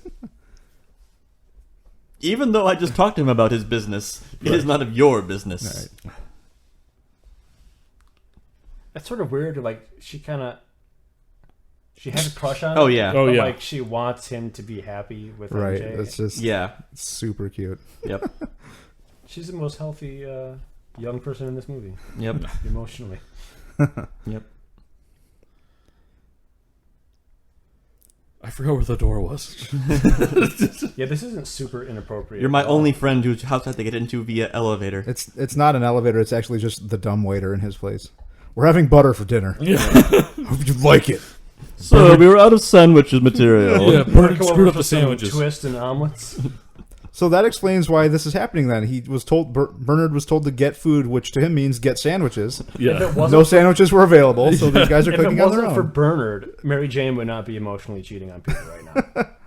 Like this is 100% unacceptable and way worse than that stupid publicity stunt kiss. Yeah. Because even she's smart enough to know that the kiss wasn't Right. real. But Right. she was. You could say that she was. I mean, justifiably going through the firing of her position. Well, for sure. so- She had every right to feel the way Like, she and felt. furious. But this is not a reasonable response. No. I mean, all of that said, these two are supposed to be really old friends. Yeah, they went to high school Yeah, together. Yeah. but Right. that doesn't negate the fact that if you're in a relationship with someone, you don't turn to another man, especially an ex, for emotional support. It's just not what you do. And I hope that this was unscripted Yeah. I hope. because this is Yeah. great. That was pretty good. His reaction makes it seem like it was probably unscripted. Yeah. 'Cause he's Yeah. really, He's really like, hard right just now. like, I don't know what to say. Yeah. Mr. Franco, you scamp. Yeah. I want to see the movie of what Harry Osborn has been up to in like since he got amnesia. Like, Yeah. he's Apparently painting painting. fruit. Yeah. So And- it's a way better movie than this movie. That I want the movie of just Harry Osborn and J. Jonah Jameson. Yes. I like the subtle hint there that he's rich because they're drinking San Pellegrino water. Right. Only rich people can afford bubbly water. Yeah.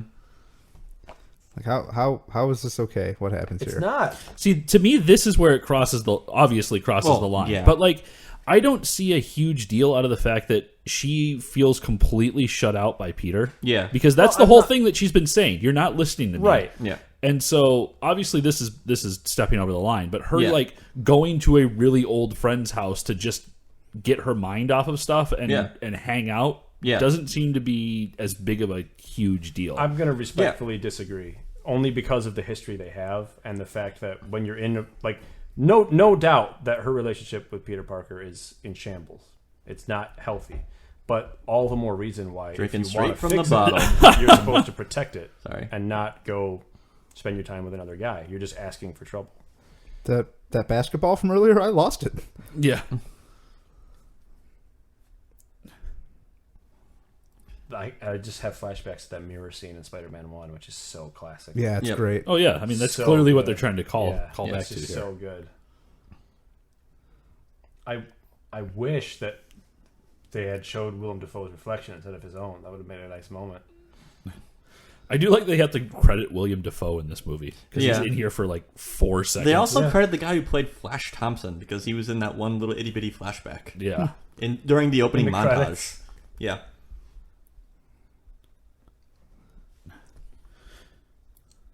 See, this... Oh, came back. There it is. Okay, yeah. See, this is clearly the most fleshed out. Like, they've been setting this up for 2 movies. Like, he should be the main villain. Yeah. Venom's useless. Sandman is Well, useless. the Green Goblin is Spider-Man's Joker. Yeah. Yeah. 100%. Yeah. This is his I'm pooping face. Yep.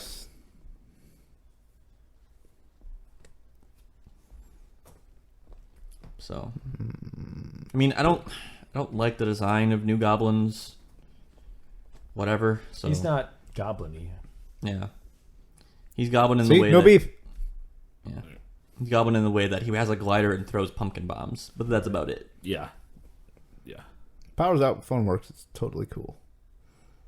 You don't need Landlines power would- for phones. no. But the Oh, that's answering right. machine wouldn't. Yeah. That's true. Unless, well, it looks like Battery. It looks like it's built Battery. in. He was standing right in front of Right. That would have broken her back, maybe. But then again, it's a shabby apartment in New York, so Well, I felt the same thing when he quote unquote accidentally hits her in the jazz Oh, club. yeah. Like an out of control Spider-Man accidentally punching someone is going to kill them. Yeah. or have Right. them fly In across the just room. One shot. Yeah. I'm just bursting down your door. She's so adorable. I know. She's totally fangirling. Yep. On top of the thing. She's a less invasive and creepy version of Kristen Shaw's character from Flight of the Conchords. Yeah. Very much, yeah.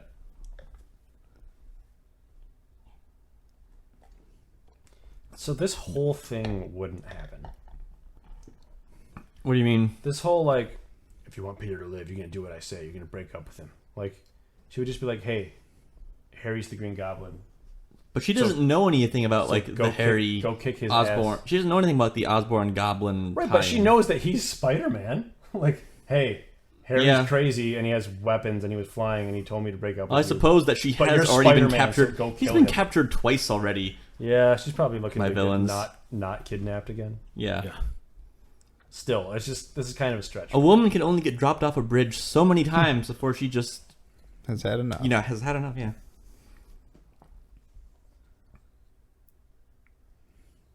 Yes, your delivery is not working. Yeah. And now he gets to cry, which is his favorite thing to do as I've Spider-Man. lost count of how many times he's cried in this movie. I don't know if it's more times than Morrissey, but In this movie, probably like 3 or 4. In the trilogy, I think it's something about 1,000. Something like that. But in the other movies, it's successful at least.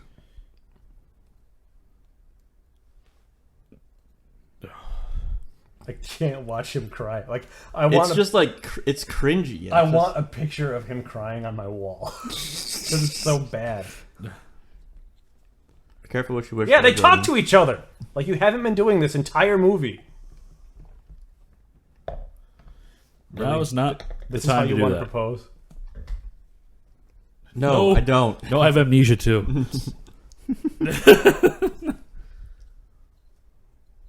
Using those acting skills. Actually, I've fallen in love with 2 people. Their names are Ben and Jerry. Yeah. At least Let me go listen be with to them. me. And Hagen Dazs. Right. Dawes. Haagen-Dazs. Good. Aren't they a Michigan company, Haagen-Dazs? I think they are. I don't know. No, I don't think so. Bravo. Why would she not just be like, "Hey, Look over there. Harry's threatened to kill you. In fact, he's watching us. Yeah. Go kick his ass because you're Spider-Man."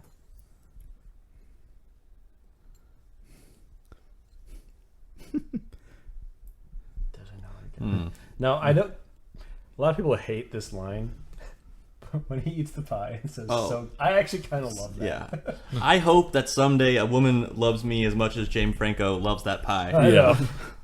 How's the pie? So good. Yeah.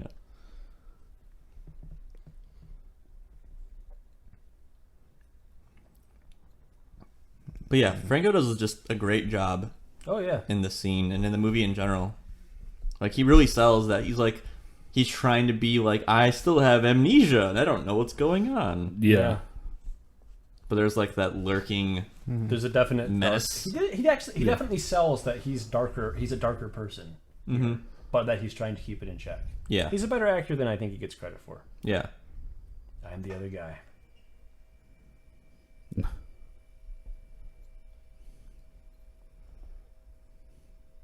And I gave Looking an for a omelet. one-way ticket to Bone Town. We went to the Bone Zone. I like how for as many Yeah, villains Andy's as there crying. are in this movie, I like how all of them, like, each of them are able to pick at, like, a sensitive spot at Spider-Man. Yeah. For Like, sure. You know, Franco's the threat to his social life. Right. That also, Sandman's, like, your family. Right. And then Brock is his career. Yeah. So just, like, everything is falling apart, pretty much. Yeah. I won't talk over this. I want to There hear it the is. pie thing.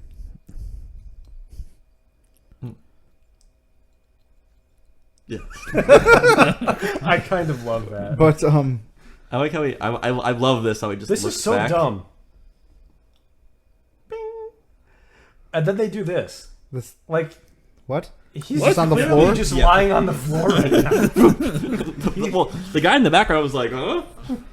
But as you mentioned, Yes. as you mentioned, Max, about all the different villains kind of picking away different parts of Peter, but and that's one of the more successful themes common to all that's even superhero movies now is just regardless of the powers that you have, you are vulnerable to your emotions and the people you care about. Like you cannot escape those things. Mm-hmm. Well, I think that's something that Marvel really sort of, even prior to the movies, just as a comic book company, Right. really did a good job of was, the Yeah. DC superheroes are basically a modern day pantheon of Yeah. gods. Yeah. Whereas the Marvel characters are human. Right. Yeah. They're And that's- very vulnerable people. Yeah, that's one of the Imperfect. The comparison I've heard is Marvel are humans trying to be gods, and DC is gods trying to be human. Yeah, I can see Yeah. that.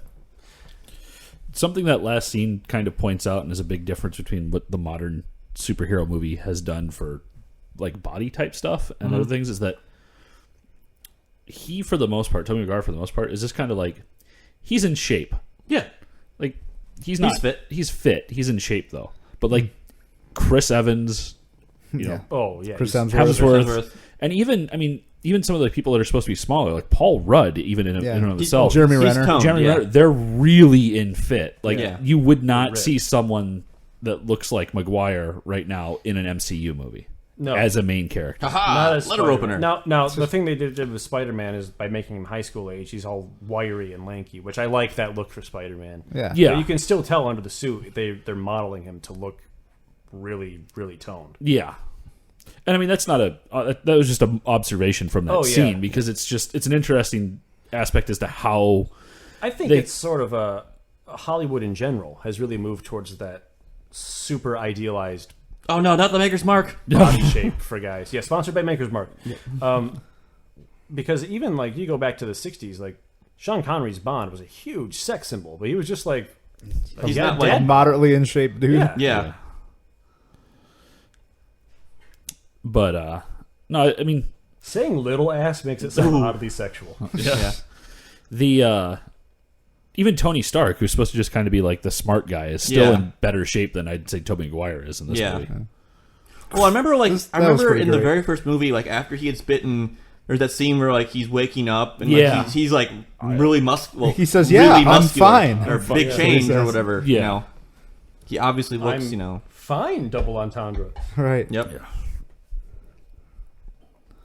This is a pretty decent action scene, actually. Yeah, the fight in the living area there was pretty great. I liked Yeah. it. Yeah. I like More fun climax to this scene with the And he's dead. yeah more fun of these two fighting each other out of costume. it's Yeah. really fun. So is he just wearing like the goblin sleeve thing? Because he's not wearing like the body armor. Yeah, I guess. Apparently.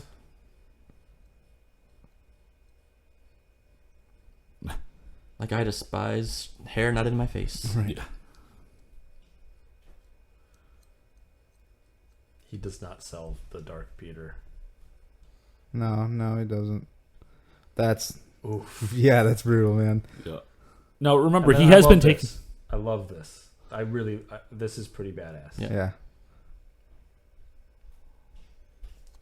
Oh snap! He threw a note 7 at him. There it is. He has been taking the goblin serum, so that's why he's able to, Yeah. Yeah. withstand a lot of that crap. And this is where the movie Oh just gosh! jumps It's going several off sharks. the rails. Off the rails I'm okay, over some I'm okay sharks. with this part. Like women are noticing him. 'Cause Yeah, he's got I don't confidence. know. Okay. Like it's weird because like when he hasn't started doing it yet, but later he starts strutting around, and I can't tell if people are like they're revolting at him, but that's they're what it is. still also looking at him. They're noticing him, but noticing it in a revolting and then way. it kind of like goes back, like the pendulum goes back and forth. No, it stays in revulsion territory. For some reason, Betty Brant is super into Dark Peter. Right. Yeah. Okay, so now I'm going to break what we're laughing. Okay, so Ryan's drinking Sin Eater, and Parker's about to nail Eddie for faking photos. In the comics, Sin Eater's a villain that's going around when Spider-Man has the black suit, and Eddie gets supposedly like some interviews with the guy who supposedly is the Sin Eater, but Peter later captures him, reveals that it's not who Brock was interviewing, and that's where like the whole hatred of Spider-Man comes from, and that's why Sin Eater is a relevant beer. Oh, thank you, Max. Comic book deep cuts from the 80s. That's kind of a nice, like, as he's sort of... Yeah, the little twitch. He rubs the suit underneath his...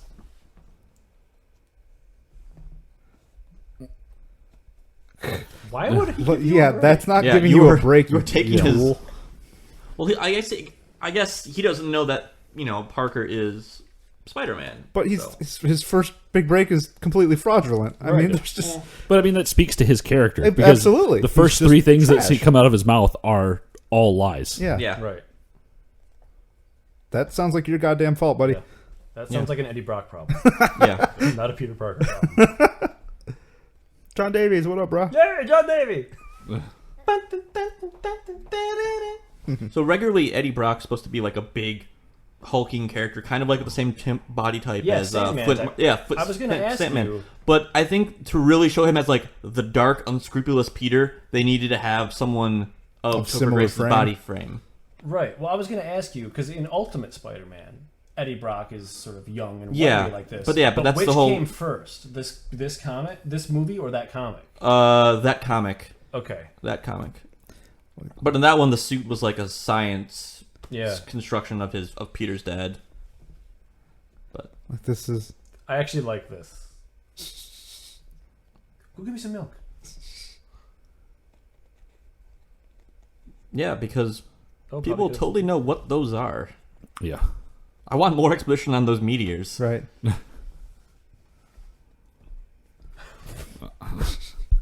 That right there would be like the dark Peter Parker. Like, Right. I want milk. Give me some milk. Give me some milk. Like, the rest of this just goes all over the place. Yeah. So I have mixed feelings on this, because on the one hand, like, it makes sense. Like, this is what dorky Peter Parker thinks a cool guy acts like when he's walking around doing the finger guns and strutting. Mm-hmm. But it's entirely Man, ineffective. it just falls. It's so bad. Yeah. It's bad. The popped collar. I think what it is, I honestly think that this was Sam Raimi saying, you know what? But then afterwards, women are looking back like, ooh, I'm still looking. Like, yeah, that girl just gave him the up and down. These shots are so good. I don't know. To me, those looks are more of, are you kidding me?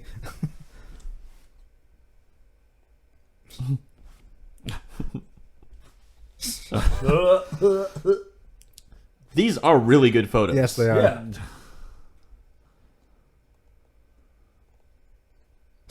The hair flip. A literal hair flip. Little hair flip. I need the staff job, double the money so I can afford my guy liner bill. Yeah. The This, I would actually be okay with all of this if it wasn't for the jazz club scene after this. that's exactly what I was about Like, to say. I love the reaction from Big John. Once again. Like, this all I'm okay with. The jazz club just goes over the top. Yes. Yep. Because apparently one of the symptoms of getting the symbiote is a thorough knowledge of jazz theory and piano technique. Piano technique, yeah. His And then amazing we're spider gonna piano have the skills. ridiculous dance scene. Well, I think part of it is that this is all like silly and dorky and him trying. Right. The I'm okay jazz with scene all is this. malicious. Oh, Yeah. yeah. Like, even this, Yeah. I'm okay with this. If the jazz scene doesn't happen, I'm okay with this. Yeah. Because this is him More just being a pelvic dude. gyrations. Yeah. Jesus Christ. That's just Sam Raimi That suit having didn't even fun fit well. in what little room that he had to have fun. Remember me? Dookie Yeah. water. Oh yeah, I forgot this character's in here because they've spent the last 45 minutes away from him, Yeah. which happens a lot. in this movie. Oh yeah, like remember like the suit showed up after not being shown for half an hour or so. Yeah, you're right. Yeah, Venom's in this movie at some point, or Venom in quotes. Yeah. So I remember one of my initial thoughts in this movie when I saw it in theaters was I was really disappointed. And Max, you probably know more about this than me because most of my exposure was not through comic books themselves. But in the comics, Venom usually refers to himself with like the royal we. The we, yeah, because the symbiote really cool detail. Yeah, because the symbiote it's an alive, it's an organism, and it's, right. you know, so it refers to itself. That was we, like we want to kill Spider-Man. Right. Yeah, we remember. If he ever says "I," it either means that the host is gaining control over the symbiote or losing control to the symbiote, right? And that would have been a cool thing to do. I honestly can't remember Venom ever using the singular I. I thought I had. Maybe I haven't read. Taking over. You know, I haven't read enough of Spider-Man to know. Well, that would have been a cool thing. Dialogue to do that. This. Oh God. I like that. I will begrudgingly give you a table. Yeah. Like she winces right here. Yeah, she's like, I hate you, I but I'm gonna. I need this tip to have him. Yeah, the we. I, and then as it becomes we, he's realizing the symbiote is becoming. Yeah, I mean, if they had introduced him halfway through the film, they could have shown that progression of the loss of the self. He's Venom for like. Well, I mean, is that a young Willem Dafoe in the background? It certainly looks like him. I meant him. even for Peter to do that. Oh, to have him Peter never does that. Right. No. It just would have been kind of a cool thing for the movie. The one of the things that does happen here in the sequence that I think would have been much better done in a different one is that if he would have gotten Brock fired previous to using the symbiote, I know it doesn't really work all well right there, but like, yeah, because really, that's everything he did there is completely justified. Right? Yeah, he doesn't need to be like bad Peter Parker for that to happen. Yeah. Or if he would have done it beforehand and Peter was like, "Oh, I know it's fake and I'm not going to talk about it," or something like that, and then the symbiote one is the one who all of a sudden gets him the gumption to go up and do it. I feel like they had to do it after the symbiote suit showed up because he could have a reference photograph of like, oh, the suit's the same, just the colors are switched. Right. Well, and I that's what I'm saying. Like, it would have been interesting if he would have been like, if that was part of the Photoshop, was him changing the color of an old photo or something like that. So, like, Peter Parker could have noticed it beforehand. Yeah. That Brock was faking photographs. Yeah. And then finally he managed to pull it off, and the symbiote is what gives him the gumption to do it. Oh, okay. Give me that gumption. Listeners, there's the fan. It's ended now, but Jordan was black. face palming when the jazz dance sequence started happening. This is just so painful. Oh gosh, the spider jazz hands. Yeah. They should have set the scene to Bat Dance, and then it would have been okay. You leave Prince alone. Besides, everyone knows Party Man is the superior Prince Batman soundtrack song.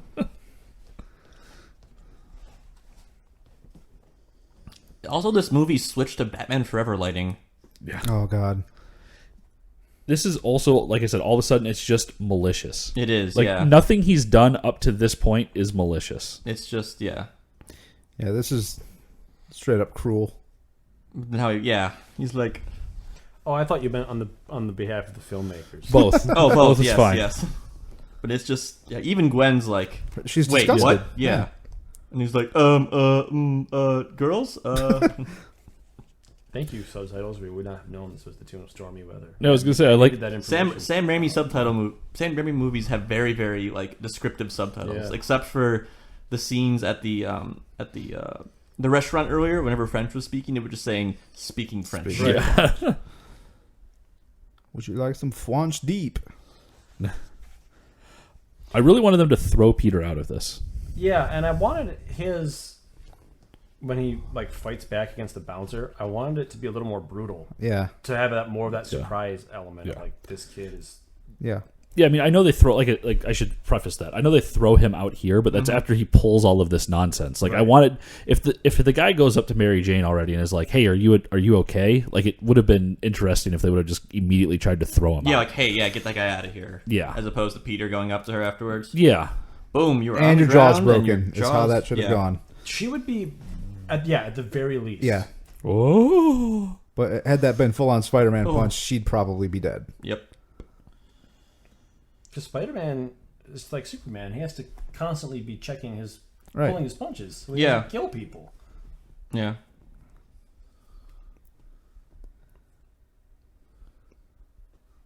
So they don't ever really play up the part about how strong he actually is. No. Well, Very in rarely. 2, he holds up that The building. big frame. Oh yeah, but that's like really one the of only, the. that comes to mind. That's the only moment of really playing up his super strength. But usually it's not something that. Right. It's not like when you say like, what can Spider-Man do? It's like, well, he can crawl on walls and he shoots webs and he has spider sense. Right. Yeah. No one ever brings up how he's super strong. Or Right. Yep. So Very, Max, very strong. in the Yes. comics, does he just accidentally randomly discover that sound is the weakness? If I recall correctly, he goes to see the Fantastic Four because Spider-Man's super close with Johnny Storm, and they were able to get it off of him temporarily, just to like analyze it or whatever. And it's like, oh yeah, it's this living organism or whatever. And I don't know why he puts it back on, but I think Reed Richards tells him like, hey, yeah, sound is.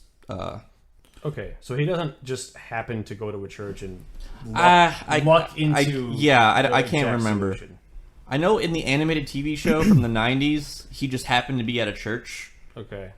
Because I think he was like rescuing Jameson or something from something or something like that. And I like how, I know that it has to be this way, but like, of course, they both go to the same church in all of New York City. Yeah. They happen to go to the same church at the same moment. Yeah. He's also lucky enough to experience the world's first silent meteor as well. Mm-hmm. Meteorite. It's weird how he This calls is a- God Sir. This is a perfect Eddie Brock scene, actually, though. Yeah. From how they've set up the character. For as bad as the Venom character is, the Eddie Brock character they create is actually pretty decent in this. Yeah. The sleazy narcissist. Yeah. Yeah. Like, I don't particularly care about him. Oh, because yeah, right. like, my biggest crime, or the biggest crime to me that this movie performs is that it's beyond boring. Yeah. But This is actually a pretty good sequence of like him trying to pull it off Yeah. and like resisting. But why was it so easy to take off earlier? Because I think now it knows He wants wants to get rid of That it. he wants to get I like rid that of it. shot a Yeah, lot. Yeah, that's that was cool. really good. yeah. But I remember being really excited by that in the theater. Which makes it all the more- There's been hints of Right. like, Which Yeah. makes it all the more disappointing when Venom really looks bad in this movie. oh yeah. There, right there. Yeah. Those if you look close, those are actually hands Yeah. at the ends of those little things. And I thought that was really, really a cool aspect. I don't know if I want to see it enough to watch this again, or at least go find that frame. Yeah, but if you look, they're actually like little hands Yeah. that grab onto him. There's no possible way he can see this. Yeah. Right. I assumed you could hear him. I know that it's showing the audience like Yeah, him seeing it, but like Maybe. Yeah. I think it does a very good. This scene does a very good job of like establishing like how horrifying the symbiote actually is. yeah. Right. But if Brock is afraid of this stuff, as he is leading us to believe, why is he still just standing here? I think he's like, what the hell is going on? I mean, like Yeah. right under where the stuff is falling. Take a couple steps to the left, buddy. But this sequence is very I think is very well done of showing Yeah. like how it's forcing him, Yeah. Right. which like- it's which like, you the hate first Peter one did Parker. as well. Yeah. But it's much more. That looks so bad though now. Yeah. I like right there Yeah. where you can see that he The gives up teeth. to it. Yeah. Yeah.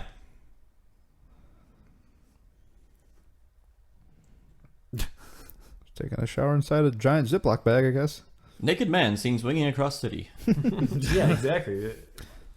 Well, there's all sorts of swinging going on when he's flying through, trust me. Yep. A wet Peter Parker, everyone. Oh man, forgot to pay the water bill. Yeah. I like to imagine that he's been sitting there waiting for Mary Jane to show up for Days. who He's knows played a how Linkin Park CD so much it's broken. I tried so hard and got so far. Yes. Step off, I love that song. Another knob. Perpetual breaking door. Another knob bites dust. That is the definition what of a Midwest shithole. nice. Yep.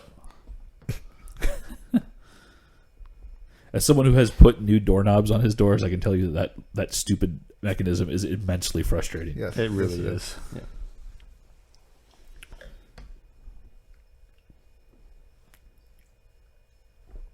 use my old people skills of intuition. She has more spider sense than he does in this movie. I know. Yeah. I don't give a shit about your girlfriend. I Give me don't that know. fat blunt. We don't talk. Apparently, he just doesn't talk to anybody. I don't understand why they keep her out of focus this entire time, up until now. Yeah. She's just blurry, Max. That's how it is.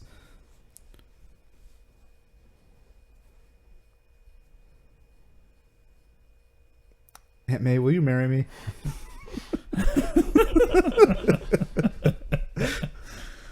What happened? What happened? As sure as I am about wearing this beret, which she sells that beret very nicely. Oh, She for sure, does. man.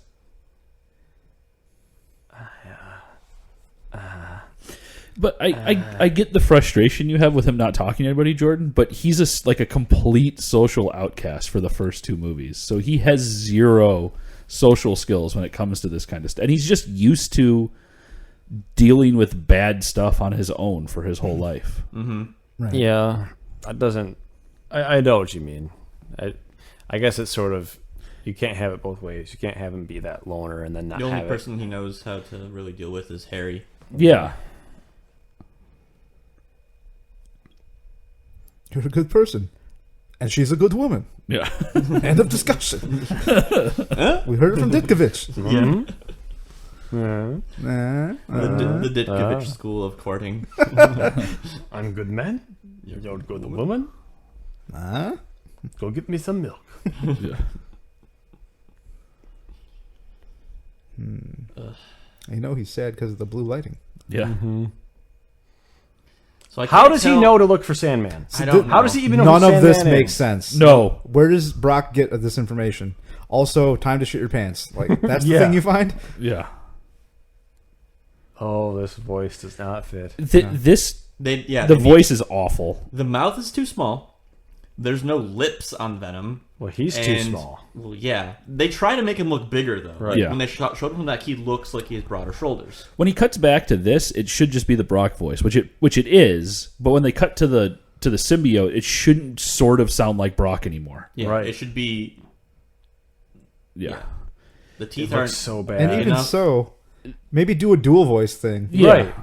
That scene too Brock with like a raspy something Right. overlaid. is another one where a scene happens and later on I guess we're just supposed to forget that it happened, because just like how the scene with Bernard earlier is like, go get us food, and then they just make food later, like 5 minutes later. In that scene, Venom says, I know I want him dead too. Mm-hmm. Later on in here, during like the Sandman Yeah, cry it's like, sequence, I he's didn't like, want this. Yeah. I didn't want anybody to die. I'm just like a guy who's got Right, some just trouble want my on my kids plate. back. They had to Bullshit. establish why they have the villain team up, but yeah, it doesn't make sense. It's not. There's no reason for him to have sympathy for Sandman at all at the end. Well, it just, I mean, if you're going to do this, like, they've Well, been trying to build like- sympathy for Sandman the whole movie. Yeah. But then it kind of goes away right there by him being like, yes, I want to also kill Spider-Man. Yeah, so Yeah, if they they hadn't un- they- had that, they undermine if that. they hadn't had that sequence of showing Venom already, this would be really good. Yeah. And then just you see the hand for the Yeah. first time, Right. Also, that would have been good. I want to point out that Hal Fishman kind of looks like a fish a little bit in the Yes. face. He kind of does, yeah. He's got that Innsmouth look. Mm. So how long do you think Brock was hanging out in that taxi cab waiting for just her Who to knows? throw up the hail a taxi thing? He just kept the light off. Just ignoring everybody else? But man, when he's not CG, well, the CG looks bad on its own, but when he's a dude in a suit, it looks like Topher Grace wearing a Venom Halloween costume. Yep.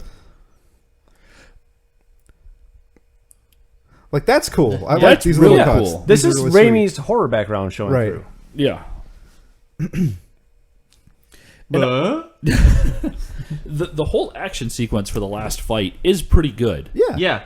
It goes on for a really long time, but Yeah. it's still good. Yeah, which isn't intrinsically a bad thing, but Yeah. The whole building a cage portion, I remember even back then thinking that's really fast. Yeah. But Yeah. I guess that's okay. I mean, he's Spider-Man. Yeah. Um, Give me some of that Danny Elfman theme. Yeah. it's so jarring when it comes back. Yep. maybe this guy's just looking at 2 teleprompters at once. Maybe that's what's happening. And this lady is just hilariously ham about the reporter. Yeah. And she's like, blah, blah, blah, blah, blah. That and her accent. Yeah. Yeah. This is he the went to classic Spider-Man font, which yeah, I love. The Wicked Witch of the West School of Message Delivery. The Charlotte's Web. Yeah. The hostage is Mary Jane, who you might remember from being a hostage in other movies as well. Right. Every other Spider-Man movie. Yeah. This is a great reveal here too with his face. Yep. I do like Yeah, this. I do. It's well done. Wait till the last possible looks second to do it. There. So wrong in that costume right now, though. Yeah. The way he's standing, I think. You know how I got these scars? Yeah. Oops. My I like how his eyes also messed up. drink. Yeah. It's just,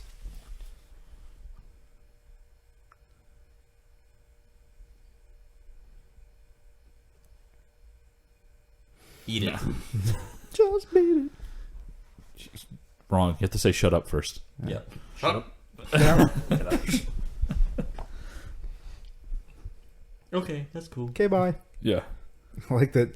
That's the poster, the standee that is found in the basement of James Franco's house, and this is the end. This is Spider-Man 3, burnt face, Harry Osborn. I once saw Jameson More lazy playing a game of screenwriting. Russian roulette with a chimpanzee in a Spider-Man suit. The chimp won. This is more lazy screenwriting. And gave him a sandwich. I'm apparently a doctor, and I could tell that he was the Green Goblin and that his glider blade is what killed him, and I never told you. I let you become the Green Goblin Right. also. Also, even if the glider blade is what killed him, That doesn't Couldn't prove it- Spider-Man yeah. didn't do it. yeah. God, He's such like, lazy you're just, screenwriting. you're hideous. I need you to get out. Trying to bring bitches home, and you were cock blocking me. Oh no. It's Which also apparently implies right now that Bernard knows Peter is Spider-Man. Well, he was just there. And the butler is always watching. yeah. That's true. I mean, He's got bottle vision. Sandwich is ready. it does do a bit of explaining like how all that stuff got in the house and Bernard didn't knew about it. Yeah. It's just he's not supposed to question it. Right. I mean, Right. that's kind of what you do as a butler, but of all times to really get into it, you think he would have stepped in Way the sooner. way sooner. Like, whoa, hold Sir, on. You're building way too many pumpkin bombs. Yeah. Like, hey, I need to talk to you about your motivations for doing this. Like, as a butler, he shouldn't care that he's building pumpkin bombs if it's for a cause that's okay. Right. Right. It's like Alfred. Yeah. Halloween justice. And it wouldn't be a Sam Raimi Spider-Man movie without a giant American flag scene. Oh gosh, Yeah. we talked about All this right, Here it comes. beforehand. So whose It's like whose this, score is this right now? Go on, because this This is is good. Danny Elfman. This is This is Elfman. good. Yeah. I mean, Yeah, it's giant Spider-Man in front of a giant flag.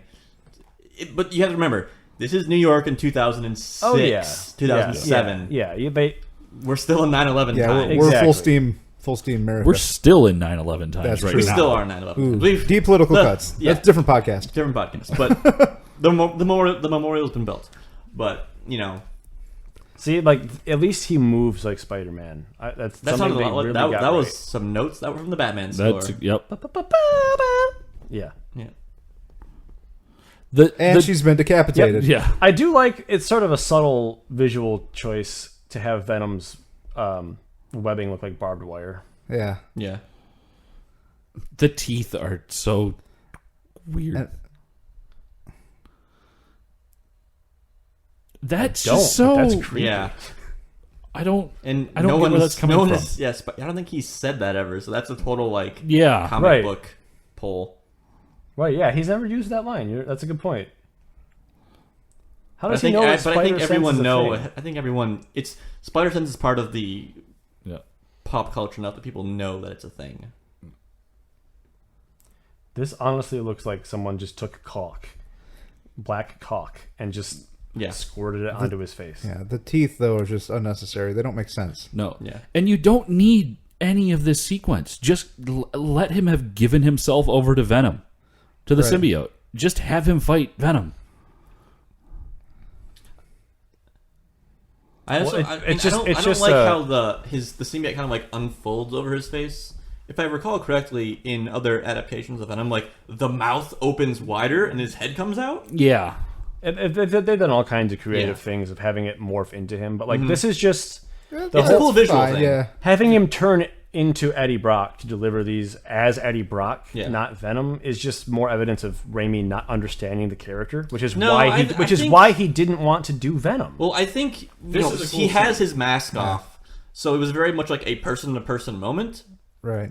So I can see why you would have that line be delivered by Eddie as opposed to being delivered by Venom. Sure, I just but- don't think the lines are necessary. I don't either. Yeah. And Sam Okay. Raimi will be the first one to say like he doesn't like or understand Venom as a character. That's why he didn't want to do him in the Well, movie. it's the third movie, so you need to have the dark version of the good character. You need to have Bane. You need have to Superman Dark Phoenix. You And need to Superman have drinking beer. Superman drinking Johnny Walker. Johnny Walker, yeah. You need to have Venom. In a sense, you need to have the Riddler. No. He's You dark shut your Bruce, mouth. He's the dark Bruce Wayne. No. But just that movie's not allowed to be referenced forever. Although we make sandwiches a thing. Yeah. And doesn't he yell Touche. "Hold on, Mary Jane" in every Spider-Man movie? I think Yep. he does. That same This delivery. just says video game boss battle. Yeah. yeah. I This do is a Dark Souls love boss. the giant Sandman, though. Yeah. Just, like, it, in a lot of ways, just because the fact that Spider-Man hasn't fought any kinds of very supernatural Super- villains to right. this Or point. super So, power. Yeah, they've all been fantastic like kind of enhanced things. humans. yeah, they really go, by going way over the top with it, they really get to play with that aspect. Yeah, and it actually works. I mean, it hasn't aged well visually, but it works Yeah. to bring things to the Like- next level. They did a good job in making him very not formed in that Right. sure, it hasn't aged well. it's it still doesn't look horrible, though. It's animated well, but not rendered well by Yeah. today's standards. That's what. Yeah. That's a good way of putting it. yeah. Denied. Ow. Ow. Yeah, that would hurt a lot. Ow. Oh. Ow. There's no reason that even Spider-Man would live through this beating that comes up here. Yeah. I remember He thinking gets sand in his crack. this when Venom has him by the neck. Yeah. There's a shot coming up. Yeah. I remember thinking it was brutal, but also thinking it didn't. It just seems weird. Venom's like underneath. Is he a dolphin? Yeah. Well, It's animalistic. to be fair to the movie there, and it wasn't done. I guess the noise is bad. To be fair to you guys, also the subtitles said laughs right there, I so can that's tell supposed to what it be. was trying to convey. But Yeah. It just sounds. I do like this right here that the crowd is just silent Shocked. and Yeah. shocked and horrified. Well, he's such a beloved Yeah. person. Simple. In They New gave him the York. key to the city. Yeah. Literally the highest public honor. If only I could reach you by some kind of webbing. Yeah, he does this twice in this fight sequence. Like, this implies that he's being crushed with essentially a boulder. Pretty Like, he much. would be jelly. He'd be just a bowl of spidery jelly right now. Yep. And you don't need to do this right now. We don't need to have this zoom shot. Yeah, we saw what something Yeah. landed in there. They could have done a Sam Raimi quick cut. Yeah, Wicked instead of the cool. slow A line zoom- no one has ever said ever. You have not been to the Northeast, have you? Wicked. I've been to Maine a couple times, but That's the only adjective Ow, in the ow. Northeast. huh. All right then. I learned something today. Yeah, that's my cousins live up there. And that's the They only. say thing. wicked cool. They say wicked, Wicked everything. awesome. Wicked awesome, okay, but wicked cool. I The don't know. wi- Just, it's like wick- also the delivery was terrible. I know it was from a kid, Yeah. but still. Oh, It's yeah, wicked everything. Let's go play some paintball, buddy. I like how they just start sprouting like the generic like team up. Yeah, Lines. bro lines. I'm a little busy. Yeah. Thank God I have these Wolverine arm blades. Yeah. Now it's a jetpack. It's a flamethrower because Yep. it has to be. I do like I do the like how his glass arm becomes thing. glass. Yeah. That's pretty cool. Yes. Now this is what I just assumed he's there. this is hilarious to me. So she wants to tell him the camera, right? $100. and he's J. Jonah Jameson, so he buys it. Yeah. And then, okay, the punchline of film's extra. Yeah. either this kid really enjoys pretending to take pictures, Yep. or she's really committed to this scam. Because she was pantomiming taking pictures for that entire scene. Yeah. Or she took it out She very palmed it. quickly. Yeah. Yeah. While he's pulling for his while money. she's making the sale. He just wanted a high five. Yeah. Down low! Too slow!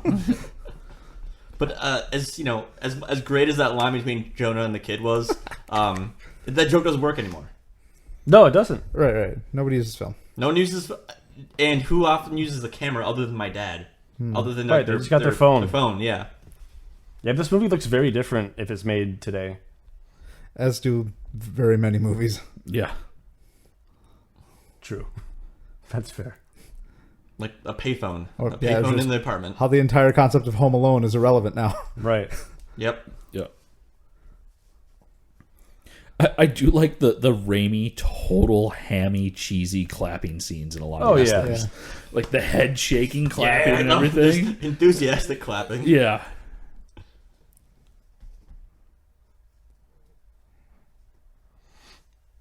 Ugh. That's why James Franco doesn't get more work.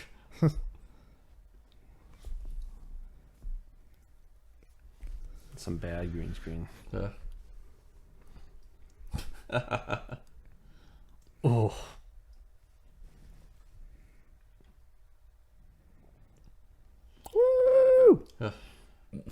They're just undermining all the goodwill that they tried to build for the Sandman character. Yeah. And then they just being expect you to giant. forget this. Yeah, all of immediately. this when he just appears. But this totally feels like the studio written, approved ending. Oh, yeah. Yeah. 100%. The fact that he just kind of like falls apart after being hit by 2 missiles.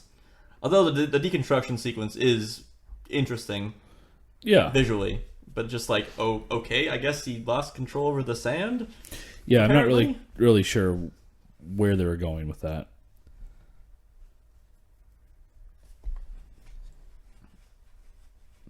This is again harkening back to, his horror background because it's Yeah. a great scene right here. The Yeah. way the camera The way moves the camera's moving, like the screaming that is, off screen, Off screen. no Ambiguously placed. but it's also like if you listen, it's Venom screams, but then Yeah. there's also some Eddie Brock screams inside of there too.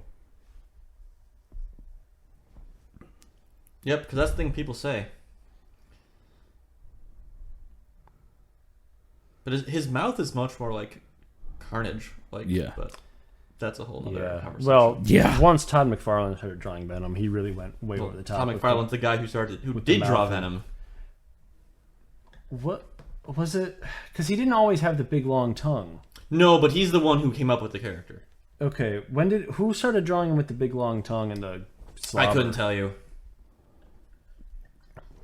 That might have been a thing for once Carnage became a character to differentiate them, Yeah, maybe.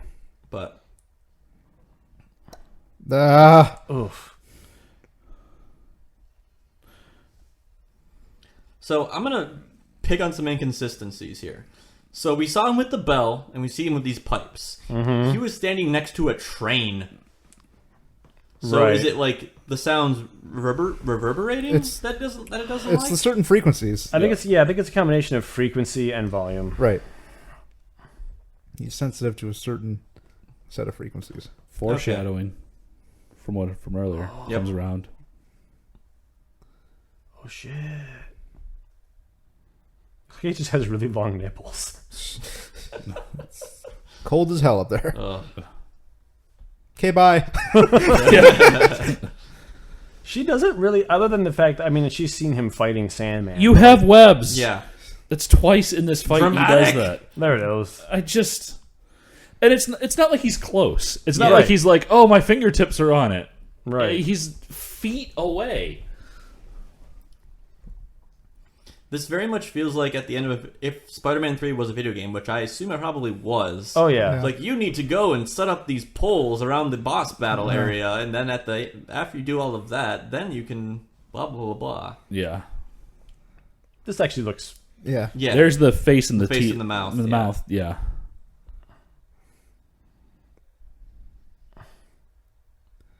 I do. And then it looks the most menacing here when it's Right. not attached to anybody. Yeah. just kind of like lashing out, and I'm gonna raise above the pipes. What you gonna do now? So how you like me now?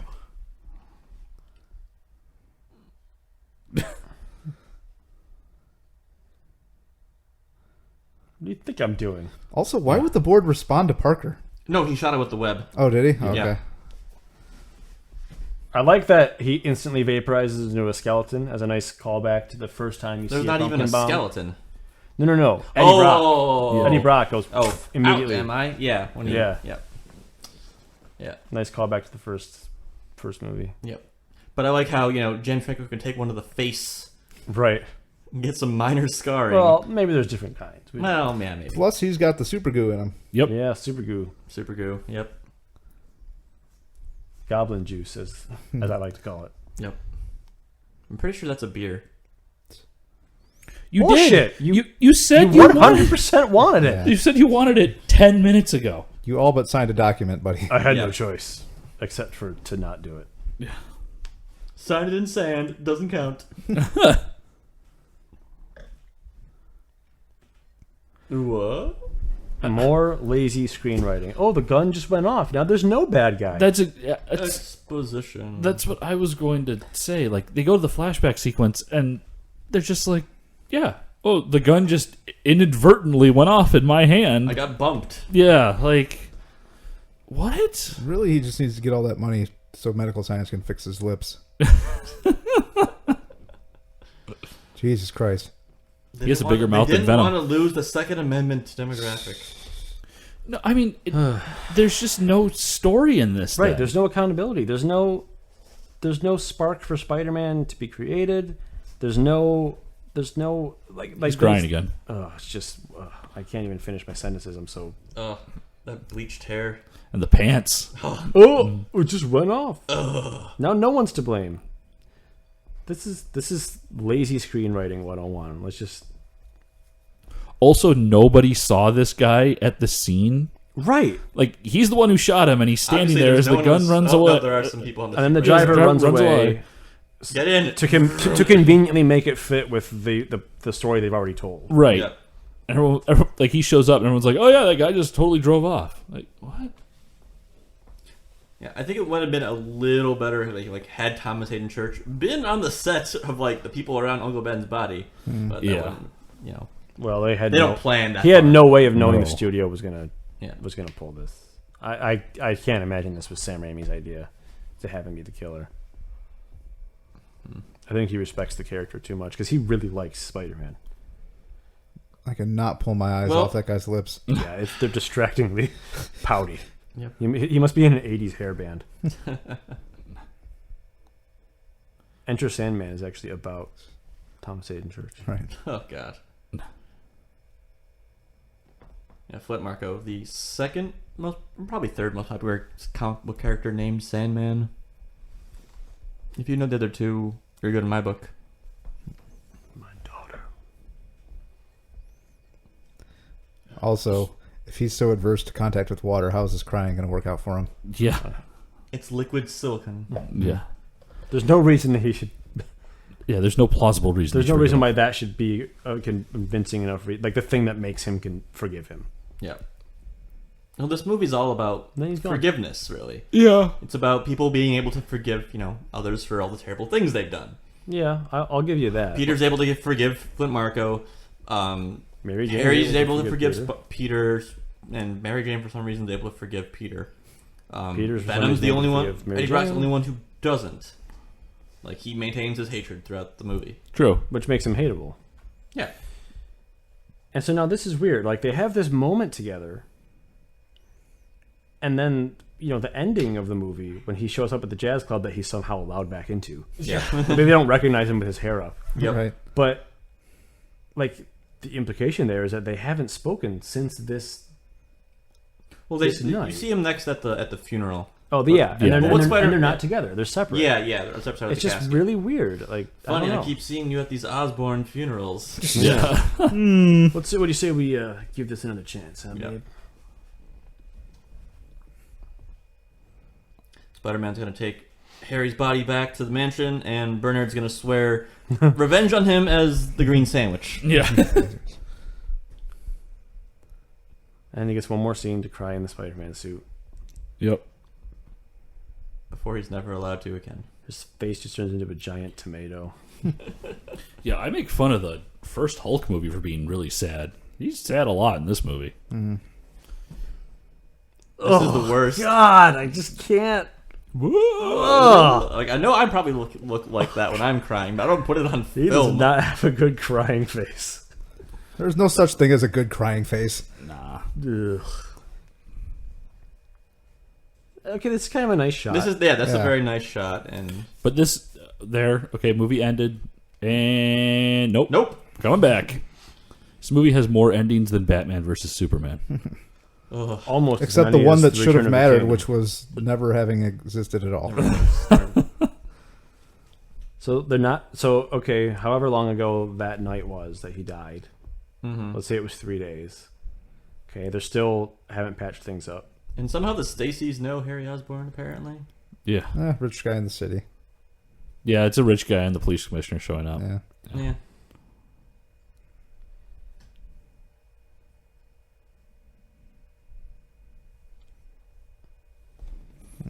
Left Twix or right Twix? Yeah. Standard issue umbrellas. Mm-hmm. That's a cool shot. It evokes the first movie. Yes, it does. Right. And not that ending. No. Here we go. some Gotcha. more. Gotcha, bitch. So now, I guess they wanted to have this moment where they don't speak, and you're just supposed to assume that things are going They to be start okay. to start to rebuild or whatever. It's just very. It feels very awkward. Like, first of all, just how is he allowed back in? Like we said, but Might be a different club. could be. Yeah, Looks- it could be a different club. Tough to It's say. hard Tough to say. tell. Yeah. But I just it feels so weird. You know, who knows how long ago it was that fight Yeah. was. So It's like we were saying. There's huge gaps of jumps of time between, and they're ambiguous, and it's hard to. It creates for a weird narrative of like this doesn't necessarily point to them being ready to be back together. Yeah. Well, Dude, I'm on the clock, man. these multiple endings again speak to what would sound like studio interference. Like they Well, did we the need this as an ending. Oh, but also, what about this? right, or they Right. filmed it, and the focus groups are like, well, we want to see Mary Jane and Peter Parker get back together again. They're like, okay, we'll do it. Yeah, it's they had a bulleted list of these are the things that need to happen by the end of the movie. Yeah. Yeah. Well, I even think it probably came after because the probably. movie seems like it ends fine. You can assume that they're going to get back together, If grieving they over would've- if Harry's they body. would- yeah, that first scene with the Dawn, that could have been That's the it. ending, but they Right. wanted to end it on more of a positive note. You have that be the basic ending of the movie, and maybe you have like a small tag of narration because it's sort of This Have him is do the symmetrical voiceover to the- as he's yeah. walking into the jazz club. this is also pre MCU End credits. end credit sequence during the end credits Right. and after And the then, credits. yeah. right. We're used to having 2 stingers per movie. You know, Yeah. one partway through, put one at the end. We've grown spoiled. Yeah. And I Is just that- feel like that's a really weak ending. I feel like that does more harm than good to just have it sort of fade out as they're dancing. Well, it's a I don't know. particularly weak ending because that's it. The arc ends there. Right, Yeah. that's the end of this version of Spider-Man. Yeah. So it's really disappointing. Because Well, part I remember hearing the rumor that there was going to be one more, and Bruce Campbell was going to play Mysterio, who's like Right. the illusion-based. They even Spider-Man put villain. out a teaser poster for it. at I one don't point. remember seeing that. They did. It just had the number 4, and I don't remember what it looked. But it was, and then they were like, you know what? No, and then they announced Amazing Spider-Man. well, this reboot. bombed, didn't it? I can't recall. I don't think it bombed. I think it I think it bombed critically, but I think it yeah. made money. financially it did comparatively to the other 2 movies, it bombed. Like it didn't I lose remember. money, but those first 2 Spider-Man movies made a lot of money. Yeah. A lot. The new Goblin. Yeah. Well, that is Spider-Man 3. So, Jordan, thank you for coming on by and making us watch this train wreck. Yeah, thanks for having me. I wanted to spread the misery. All right. It's time my enemies shared my dread. You son of a bitch. So, to everyone here, would you watch again? And for your beers, would you drink again? Let's start with Mr. Thorpe. No, I would not watch this again. Like I said, to me the biggest problem with this movie, it's just boring. Yeah. Like, I can watch bad movies that are funny or interesting or I get a kick out Eventful. of or whatever. Yeah, I mean, there's stuff you can put on while you're doing other things. Yeah. This is not one of those movies because I just don't. Nothing is interesting in this movie to me for the most part. There's a few scenes here and there, but that's it. The beer, yes, I like the beer very much. Yes. Did you like it more as the coconutty beer or as the smoky? Yeah, because we got two versions of it today. Somehow. I like the coconutty beer more.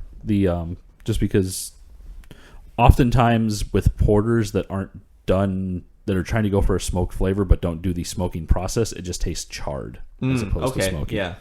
Yeah. Ryan. I would only suffer this movie again if it was background noise somewhere. I mean, it's not good. I wouldn't watch this on purpose again. No. Again, it's not the complete just gutter fire that was Batman Forever, but it's not good. The beer, on the other hand, Sin Eater is a classic. It's delicious, and I will drink this many more times. All right. And Jordan? I'll go beer first. Yeah, I would drink Space Rock again. I mean, I drink it from time to time. Like I said, I'm really partial to shorts because I like showing off my legs. My calves are shredded. Yep. No, it's a good brewery, and I like, of what I would consider the big three in Michigan: Shorts, Founders, and Bell's. I think Shorts is the most creative. I think they have a little more fun. Okay, which I like. That makes them probably less consistent than the other. Yeah, two, you could argue that. I would say. I mean, I don't know of any really bad beers that Bell's makes. This is just off the top of my head. Personally, I do not enjoy their Third Coast Ale. You know what? That is sort of their most tastes like a macro brew. I think to me. Yeah, it's but there's it's not, nothing. I would for drink me. it though. I would drink it though. I've had beers from Shorts that, bless their heart, it was awful.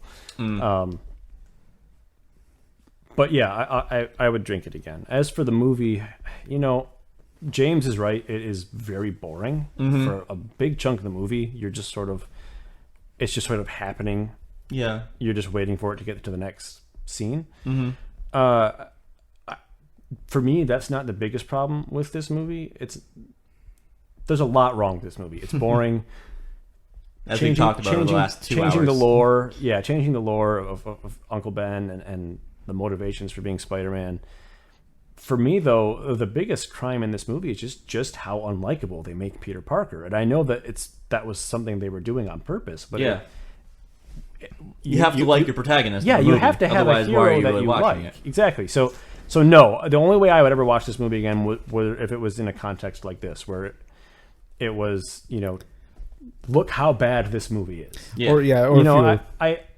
For me, it's like the Star Wars prequels, or any other, or like the fourth season of Arrested Development, which I'm not a fan of. Like it doesn't agree to disagree on that, Mark. It doesn't hurt. It doesn't hurt my appreciation for the first two movies. I'll just sort of pretend it doesn't exist, and Spider-Man ends with Spider-Man 2 for me. Yeah. Okay. All right. That's fair enough. As for me, I pretty much rehash what everyone said. I wouldn't watch this again unless it was in the background noises, and I needed to be doing like my taxes or something that was like something even more boring worse. And soul crushing. I might watch this again if I was getting onto a better podcast. Oh shit! No, sorry, didn't mean to interrupt. Onward to the beer. And with the Oktoberfest, no, this is great. This is probably one of the best Oktoberfests I've had to memory, especially with the time of the year we are now. It's a good sitting by the fire drinking beer and just having a beer in the afternoon. So. All right, so that wraps up another episode of Good Brews, Bad Views. Special thanks to a friend of the show, Dio Ketty, for designing our awesome logo. Yes, thank you very much.